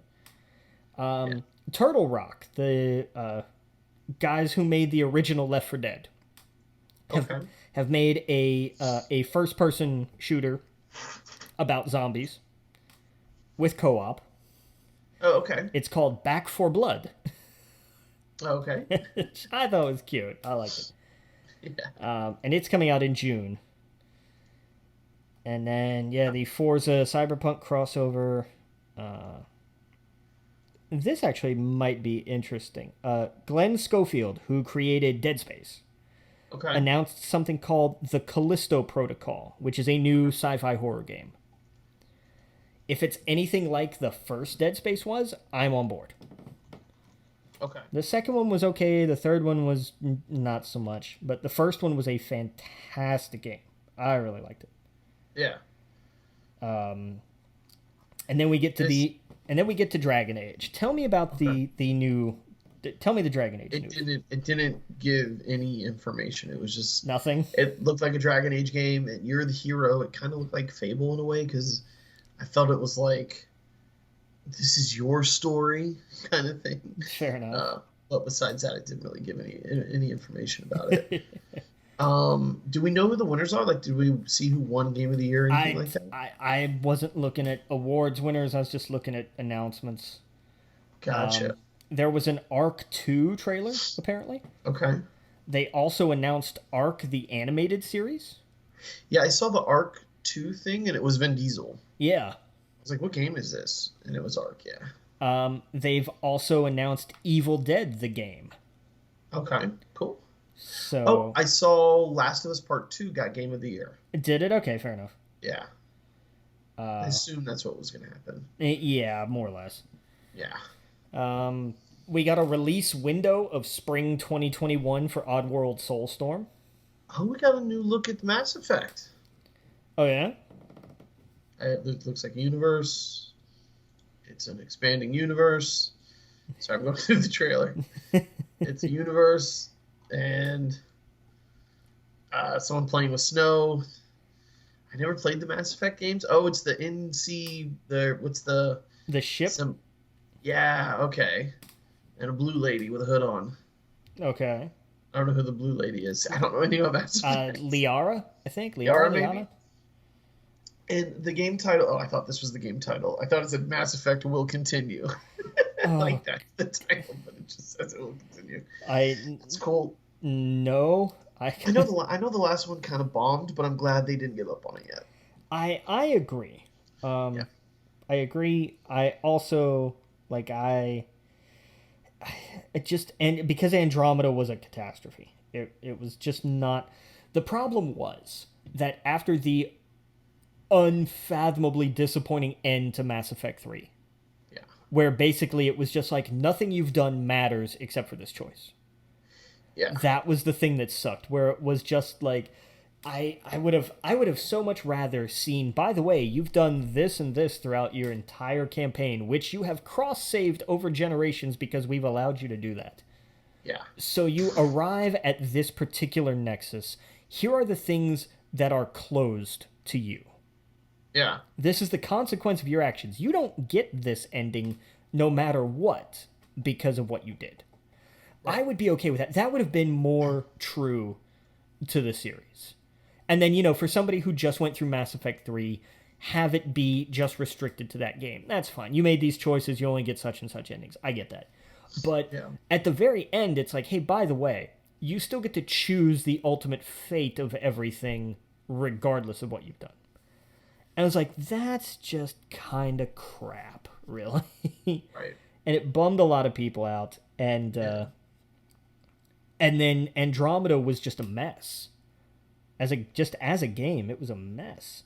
Right. And so everybody was like, well, Mass Effect's dead now. Yep. Oh, I see they just dropped a new Star Wars game on the Quest 2 called Star Wars Tales. It looks fun. Yeah. Oh, Tales from Galaxy's Edge. Interesting. They got lightsabers. Yeah, it looks cool.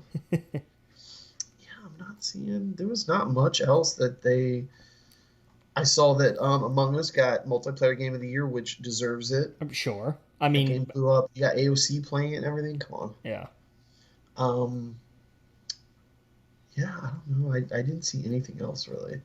Yeah. I feel like that's most all the news. We did get a little bit of interesting stuff for the third Spider-Man movie, which I liked Boss Logic's title, Home by Six. That's great. That's great. It's fantastic. We saw Alfred Molina is joined the cast as Doc Ock from Spider-Man 2. That makes sense. And there's also a lot of talk that the pairings from the other two Spider-Man series will be back. So Andrew Garfield and Emma Stone and Kirsten Dunst and Tobey Maguire are also in talks to be... Emma Stone? So this would be before she... Right? You would think. Or not? I don't know. What if she comes from a different universe where she's... Imagine his face. Oh, that would be crazy. Yeah, right? Yeah. What would drive me nuts is what if she's also just Gwen Stacy in this universe too? What if one of these Spider-Men are bad? Look. What if they make Peter a bad guy? Well, they kind of... I'm not Peter. I'm sorry, I'm not Peter. Tobey Maguire. Well, they just have to put him back in the black suit, and everyone on the planet will hate him. So... Oh my God, this is gonna be so crazy. But that that gets a lot more. That last bit was all just kind of rumored of like, and we're pretty sure this is happening. But when they talked about, by the way, Doctor Strange and the title of the film in the multiverse of madness ties WandaVision together with the next Spider-Man film, definitely lends a lot more credence to this. Oh yeah, and there's one that doesn't have as much weight to it, but did you see who else is rumored to be in it? Yes. Charlie Cox. Oh yes, that's right. That's right. Daredevil. What's your theory? We know that this is all in the same universe. We know that the Netflix shows happen in the MCU. Yes. So I really think I would just love, it doesn't even have to be big. I would really love the idea that with what happened at the end of Far From Home, I would love the idea of Peter just sitting somewhere, hiding, hat, mask, whatever he's got going on so that people don't recognize him. And I would love to see him just sitting at a table. Like I can picture it like a cafe or like a corner table inside somewhere or something. And you just see the chair across from him pull out. And somebody sits down. Yeah. And he just slides a card across the table. And just says, I hear you could use a good lawyer. And he moves his hand off the card and it says Nelson, Murdoch, and Page. Yep. And I would love that. Like, I'm here for it. That's all I need. Like, I'm good. Like, oh yeah. And you just... This would be a cool way to introduce him to this universe. And it could be he's Daredevil, but that's the other Daredevil from a different universe. Same actor. I don't think so. I don't think you do that. No? I think if you were going to do that, you'd have to bring back Ben Affleck. Well, no, think about it. Well, I Ben Affleck's probably a lot of money, but I'm saying look who they have as J. Jonah Jameson. Like it's not far fetched that the same actor could play the same character, You make a but good in point different there. universes. Yeah. Yeah. And that would be a way like they're not beholden to the Netflix storyline. They can technically start anew, and we'll discover what the differences are. Like, oh Yeah. wait, you're the same. There's a lot the same, but a little bit different. I don't I know. yeah, but That's a way for them to divorce themselves, but also start their own little journey with him. that's fair, but I think that the way the Netflix show ended was its own jumping off point. I think you Right. can just come back in a way that isn't beholden to that mythology. And also, I mean, like the fans have already seen that show. You know, Right. I I guess I don't know how much Disney owns of that. that's Is what also I'm trying fair. to say. Yeah. I know they have the Daredevil rights. I imagine. I think I will put it this way: the characters that premiered on the Daredevil series, I think they have back. I Okay. don't know if that extends to somebody like Punisher, Right. who got his own show. I don't know if that extends to anybody that got their own show. I think Okay. that Daredevil, that Foggy, that Karen. I would even go so far as to say I think that extends to Kingpin. I Yeah. think that those primarily Daredevil characters they got the rights Yeah. to back. I don't know about anybody else. Yeah. There hasn't been a lot of discussion about Jessica Jones or Luke Cage rights, Yeah. that kind of thing. But God, I would love to see a proper Defenders movie. I think that Yeah. would be fantastic. Yeah. That would be great. But Yeah. I don't know. We'll see what happens. Yeah. So, and I think that about does it for the news. And if not, I kind of don't care because that was a whole lot of news this week. Oh, there's a lot of news, dude. But before we go, let's talk Mandalorian because by the time this goes up, Yeah. it'll still be before the next episode. I don't think I'm gonna make it that far tonight. Yeah. But we have gone a far way. There's only 2 episodes left in the season, Yes. which by itself is craziness. Yeah. But so big spoiler alert for the Mandalorian from here on out. Yeah. So And if we you also got a release date for the third season. did we Yes, Christmas 2001. 21.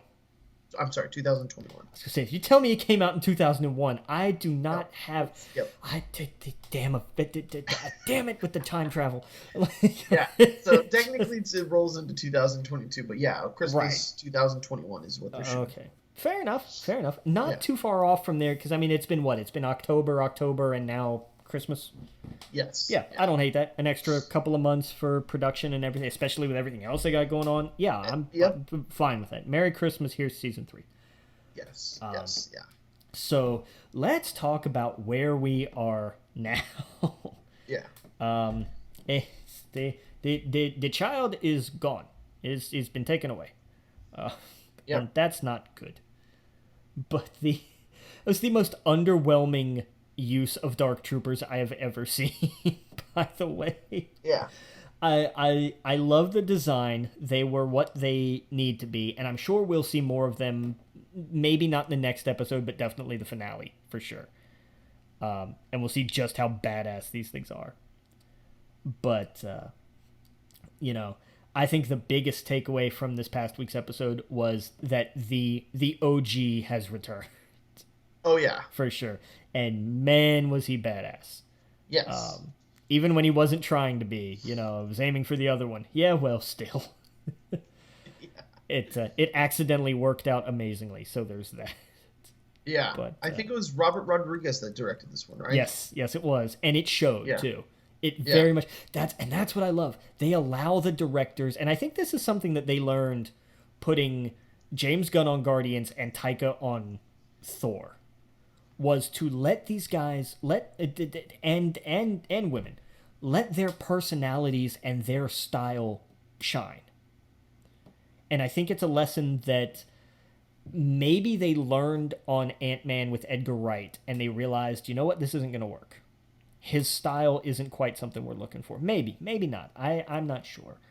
But I think it's a lesson that they at least started to learn there. With, if you bring in people who have a particular voice and a particular way of looking at things, that's what you're going to get. And that's what we've gotten on The Mandalorian. You can absolutely tell, and it's like, oh, hey, it's like you said, Robert Rodriguez directed this episode. I believe that. I feel that. It makes perfect sense with the tone and the pacing and a little bit of humor thrown in. It definitely has that flavor to it. No question. Yeah.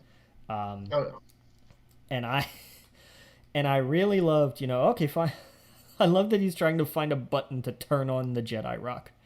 That was just, I was like, God, man, you are tech trying to solve mystical galactic duct tape problems. Like, you have to just let this stuff happen.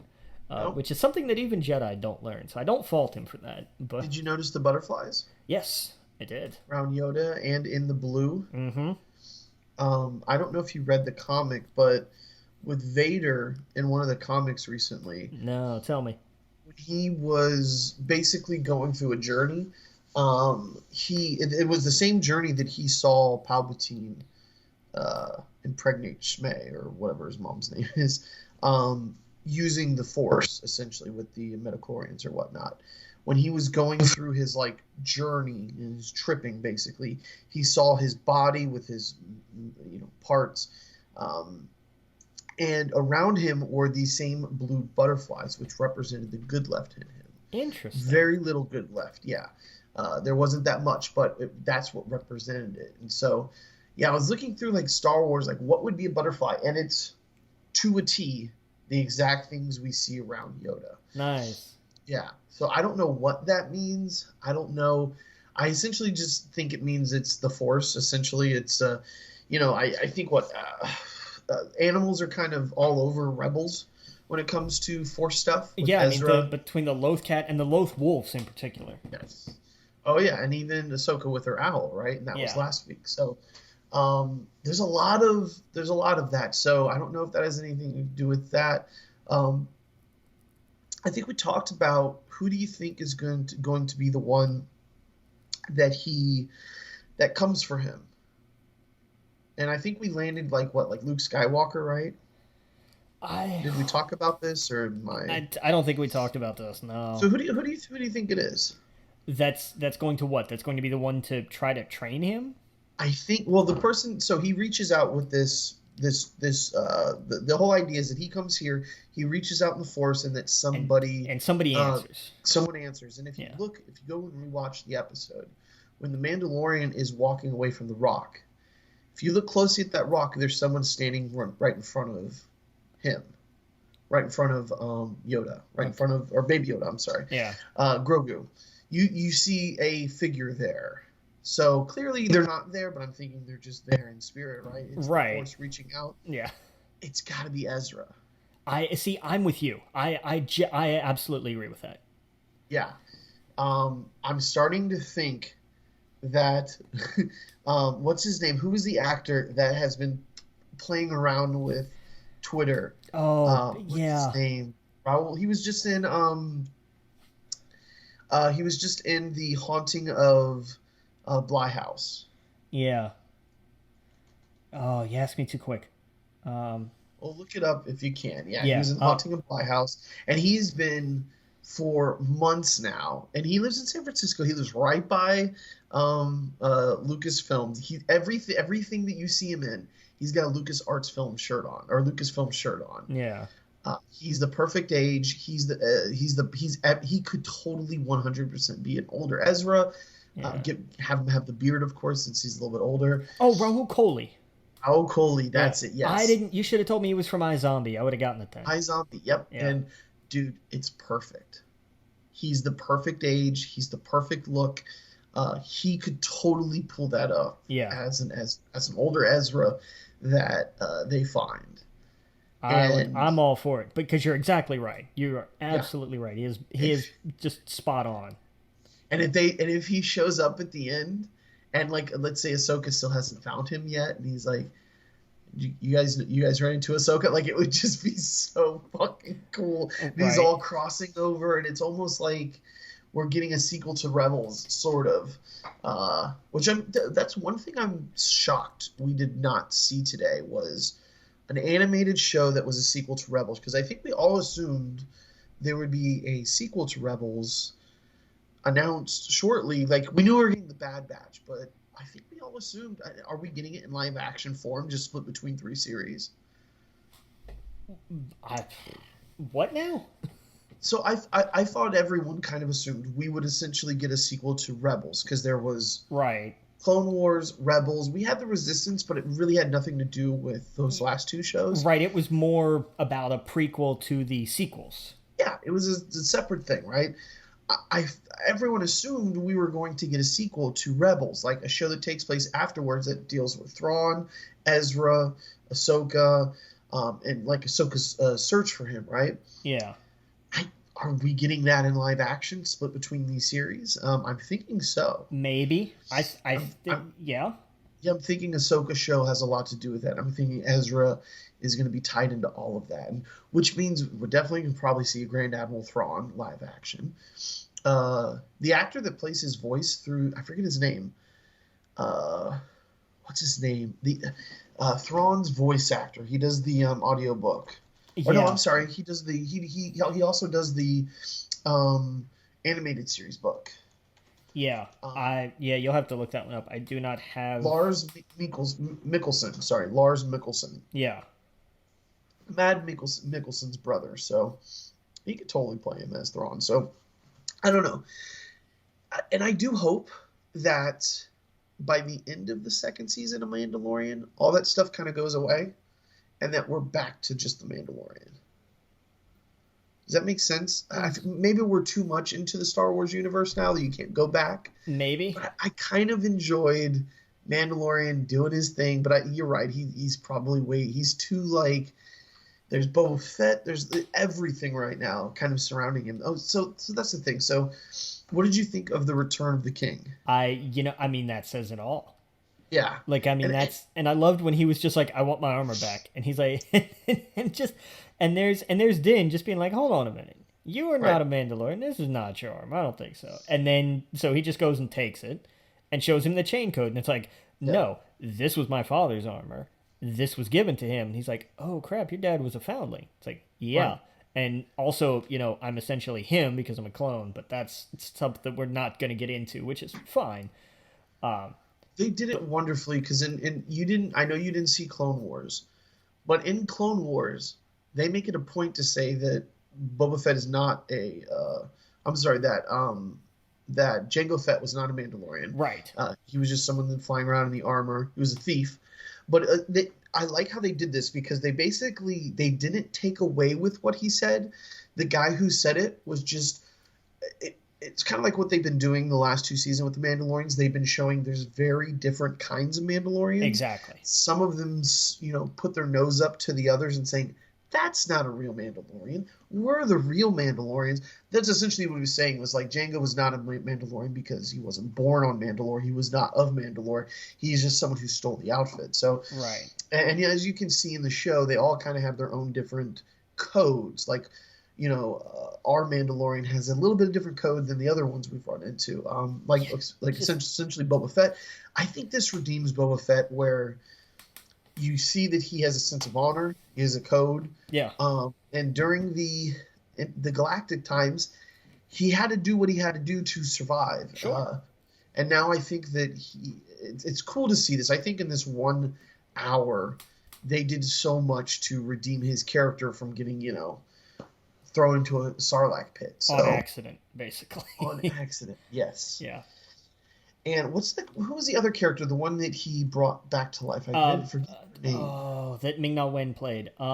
Yes. I had it, and if you'd asked me 2 seconds earlier, I could have told you. You can, if you want to look it up, yeah. Yeah. I thought it was pretty cool that they showed her stomach real fast, and they're like, "Oh yeah, here." Her name is Fennec Shan.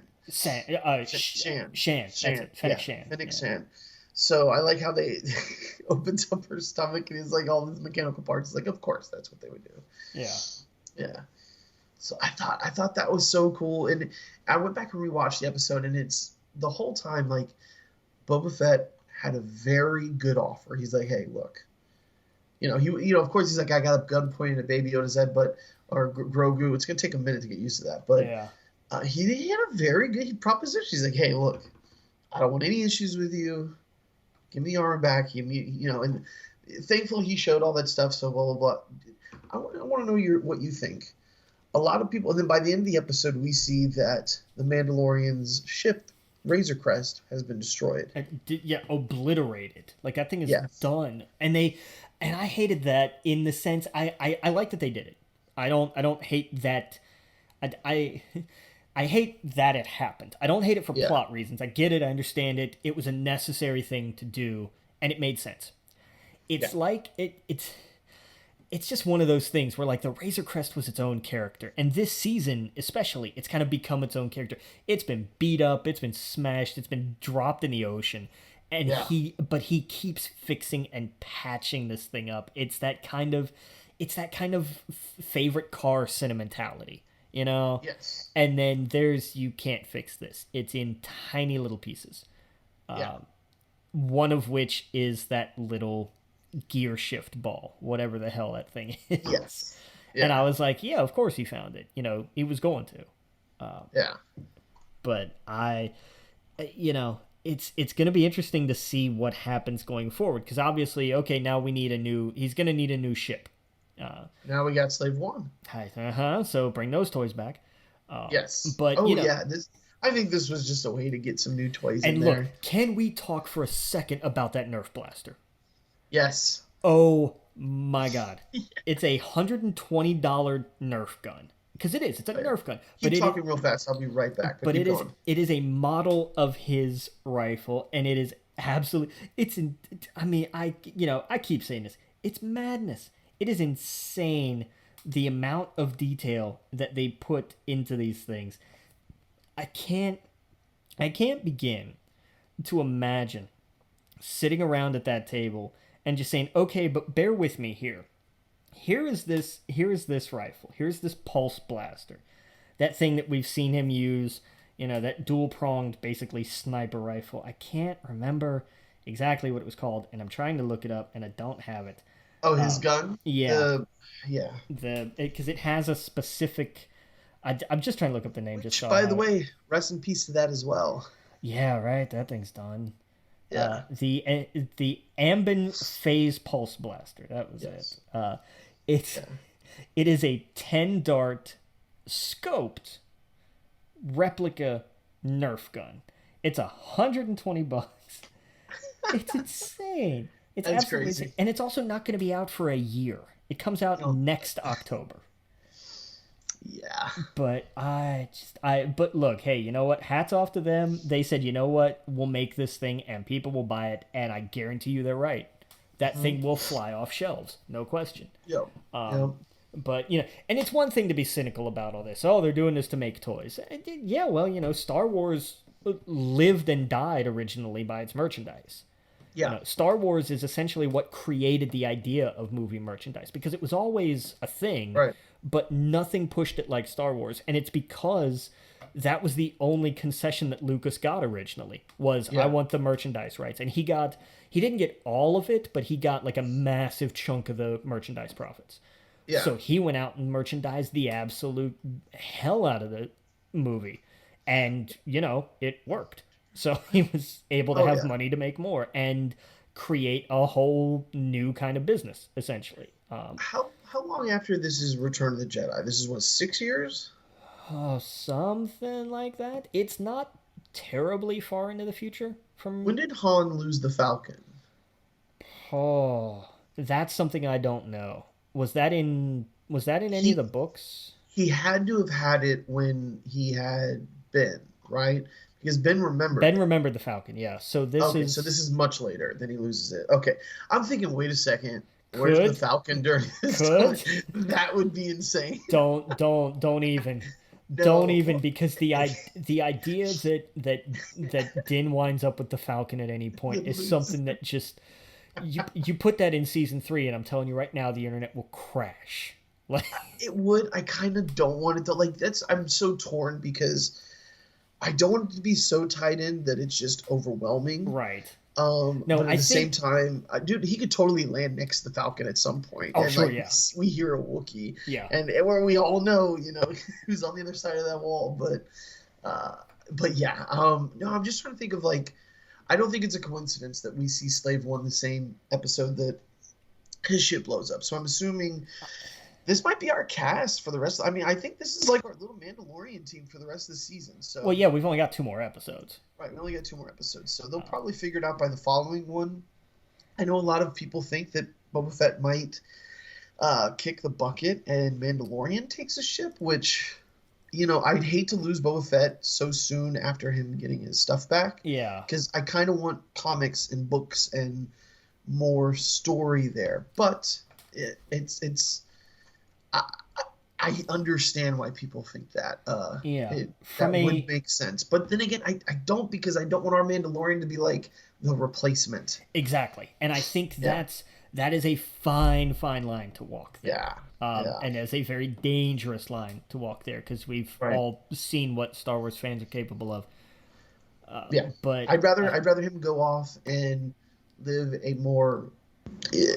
Let's have his adventures in comics where he's doing his own thing. right, I just think that. he and Fennec can go be whatever, wherever, doing whatever. I agree. I think comics is a great medium for them. Yeah. No Oh, yeah. question. But yeah, For sure. I let them go off and do that.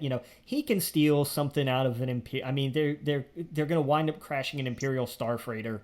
He'll find something. There'll be something impounded somewhere, or somebody will have a line on something. There'll be a New Republic something. Oh, hey, by the way, we heard about your ship. Here, take this. It's junk too, and it's something similar but different. Right. Like it'll be a ship that you look at and you're like, yeah, that thing looks like trash. It's perfect. Like, Yep. Oh yeah. but so I think I mean, they could easily give him a much older looking one. Like, I'm thinking like something from the old. No, I guess it can't be the Old Republic. It can't be that old. God, the Old Republic was thousands of years ago. But like, I don't know, something like Ghost or something like that. I think it has to be something that we see and go, oh shit. I don't think so. I know that. No, you don't think so? I think Like I think a it's Naboo cruiser or something like that? no. I think it has to be it has to be something for him to make his own. I get that the Razor Crest was his ship, but I like the idea of, okay, he's lost that. So let's give him let's give him something that we can now build along with him. I'm also wondering what Razor Crest showed up at the end of the the Rise of Skywalker to help the rebellion. Well, I mean, I guess it's some other Razor Crest that yeah, because it is an older ship, right? Yeah, and I mean, there's plenty of different models. I mean, the Millennium Falcon wasn't exactly special. Oh no, I know. In that Well, sense. a little bit special, but I get what you're saying. Yeah. Yeah, there was other models of that out there everywhere. Exactly. And I don't know, they may just do that. Hey, we found something that's kind of the same. Yeah. I think that's a bit of a cheat, but I wouldn't hate it. I don't think. I think getting him. I think the idea of for one reason or another he gets Slave One. I think that's a cheat. I think that's the easy way out. Yeah. Or what if they take a ship that looks like it was at the end of that movie as well? It was like, oh, yep, that was his ship. Hey, look, fine. I mean, they have plenty There's to so choose many from. in there. Yeah. But, yeah, I'm down for any of that. But I think this is cool. Dude, this season just gets better and better and better. Even when people thought there was low parts like the spider one, I really loved that episode for what it was. I thought it was a lot of fun. It was a neat, like, it was definitely a stepping stone episode where it wasn't plot important, but it was character important. Yep. Because it was all about families. Yeah. That episode specifically was about how far are you willing to go for your kid. Yep, we saw that exactly. with the frog lady as well as with Din, where it was like, no, I'm going to do what my kids need me to do. Damn the consequences. Yep. I don't care. Like, this is, so I dig it. There are some that are obviously more important than others. You can say that about any TV show. Right. And that's the thing, is maybe that was the one filler this season. The rest have just been firing on all cylinders. Yeah. I mean, like I said, Ahsoka's with her. It's just you God. can tell where he got his inspiration from, and he nailed it. Oh yeah. Um, Oh, it's very yeah, and it is. It's very much, Yojimbo on one side of the gate, Eastwood on the other. yes, Like absolutely. it's fantastic. Like Yep. that's and it's not even and I love that it's not subtle. He doesn't Yeah. try to subvert tropes or anything. It's like, no, look, this is set up like an old Western shooter. It's shot for shot. I'm sure there's 100 of them out there that are Yeah. done exactly like that with those exact same shots. And on the other side, absolutely samurai. Not even remotely hiding what Right. it's supposed to be like. Right. And I thought fantastic, Yeah. absolutely fantastic. And I hope that's to differentiate the two series. I would love for Ahsoka's to be like a Ronin style series. Yeah. Here is a trend because that's in a sense, Jedi are galactic samurai. They have a code and a master, and there you go. Ahsoka has no master now. She is essentially a Ronin.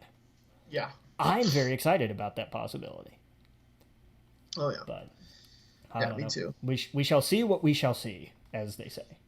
Yeah. But I'm excited. the mouse people are crazy, man. I'm telling you, Oh and that's what I'm calling this episode. The mouse people are crazy. Like yeah. it's just Oh yeah. Oh, I saw a thing on the Acolyte. The creator or the one directing it. yeah. What's her name? Where is it at? Okay, I don't have her name in front of me, but she said, I would like to say it's in a pocket of the universe and a pocket of that timeline that we don't know much about. I kind of see if Star Wars is a religion, I like to think of my show as a tent revival. What's that? I don't know what a Okay. tent revival is. Tent revivals are literally just that. You'd have here's a pastor that comes to town and pops up a tent, and people show up, and he gets up and preaches, and it's very energetic, and it's very. Oh, These are the ones. These are where you find like the faith healers kind of thing. oh okay. That kind of thing. Very and a lot of high energy. Oh, okay. Very not quite fire and brimstony, but And very much just these are the preachers who go out and travel and yeah, they put up a tent. That's where the term came oh, from. And they bring okay. people out because by they are going to preach and you are going to listen and you are going to be healed and you are going to hear the word, and they're just very high energy, very charismatic kind of people.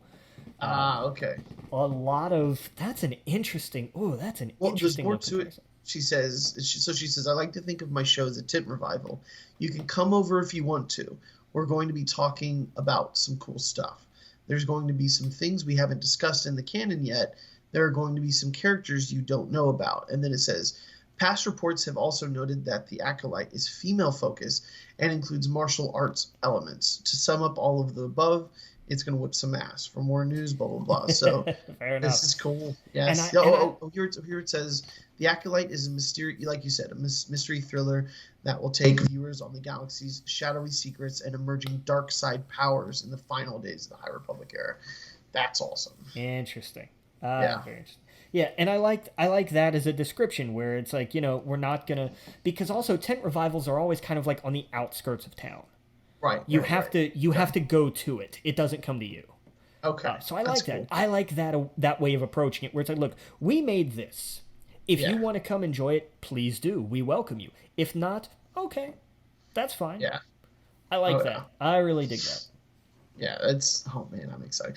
Like I said this at the beginning of the show is I can't wait a couple years from now where when a season's done with something, we have something immediately to look forward to, whether it's Marvel, Star Wars, Yeah. whatever Disney's doing. It's going to feel kind of like how Netflix is, where it's like, oh, hey, this show's over with, but hey, we got this cool new thing coming out in a month. Yeah.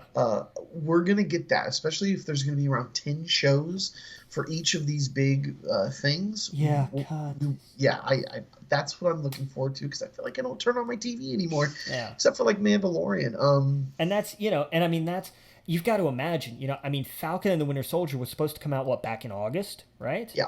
Oh, yeah. WandaVision was Postponed. supposed to have already come out, I think. Yeah. Things happened. So this but interestingly though, it does kind of say, you know what? Everybody's going to take a breath. Yeah. And then the mouse people went crazy. Like Yep, they did.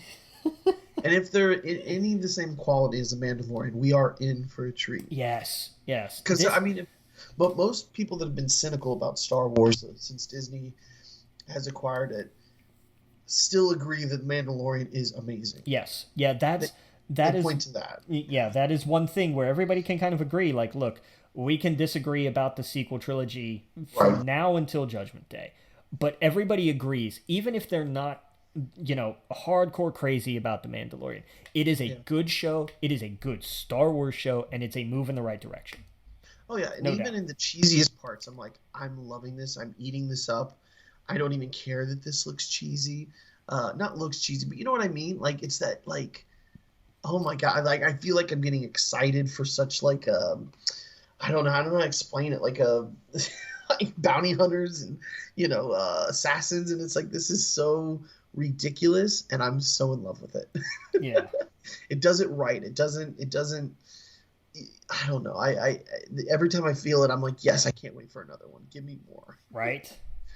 Yeah. So it does all of that right in such a good way.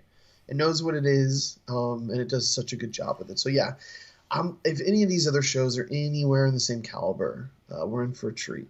No doubt. Yeah. Absolutely no doubt. I can't wait to see what they do with their Marvel stuff because we've seen what they can do Yeah. with their Star Wars stuff. Yeah. So it's we get WandaVision up first January 15th, right? Okay. I think it's January 15th. Yeah.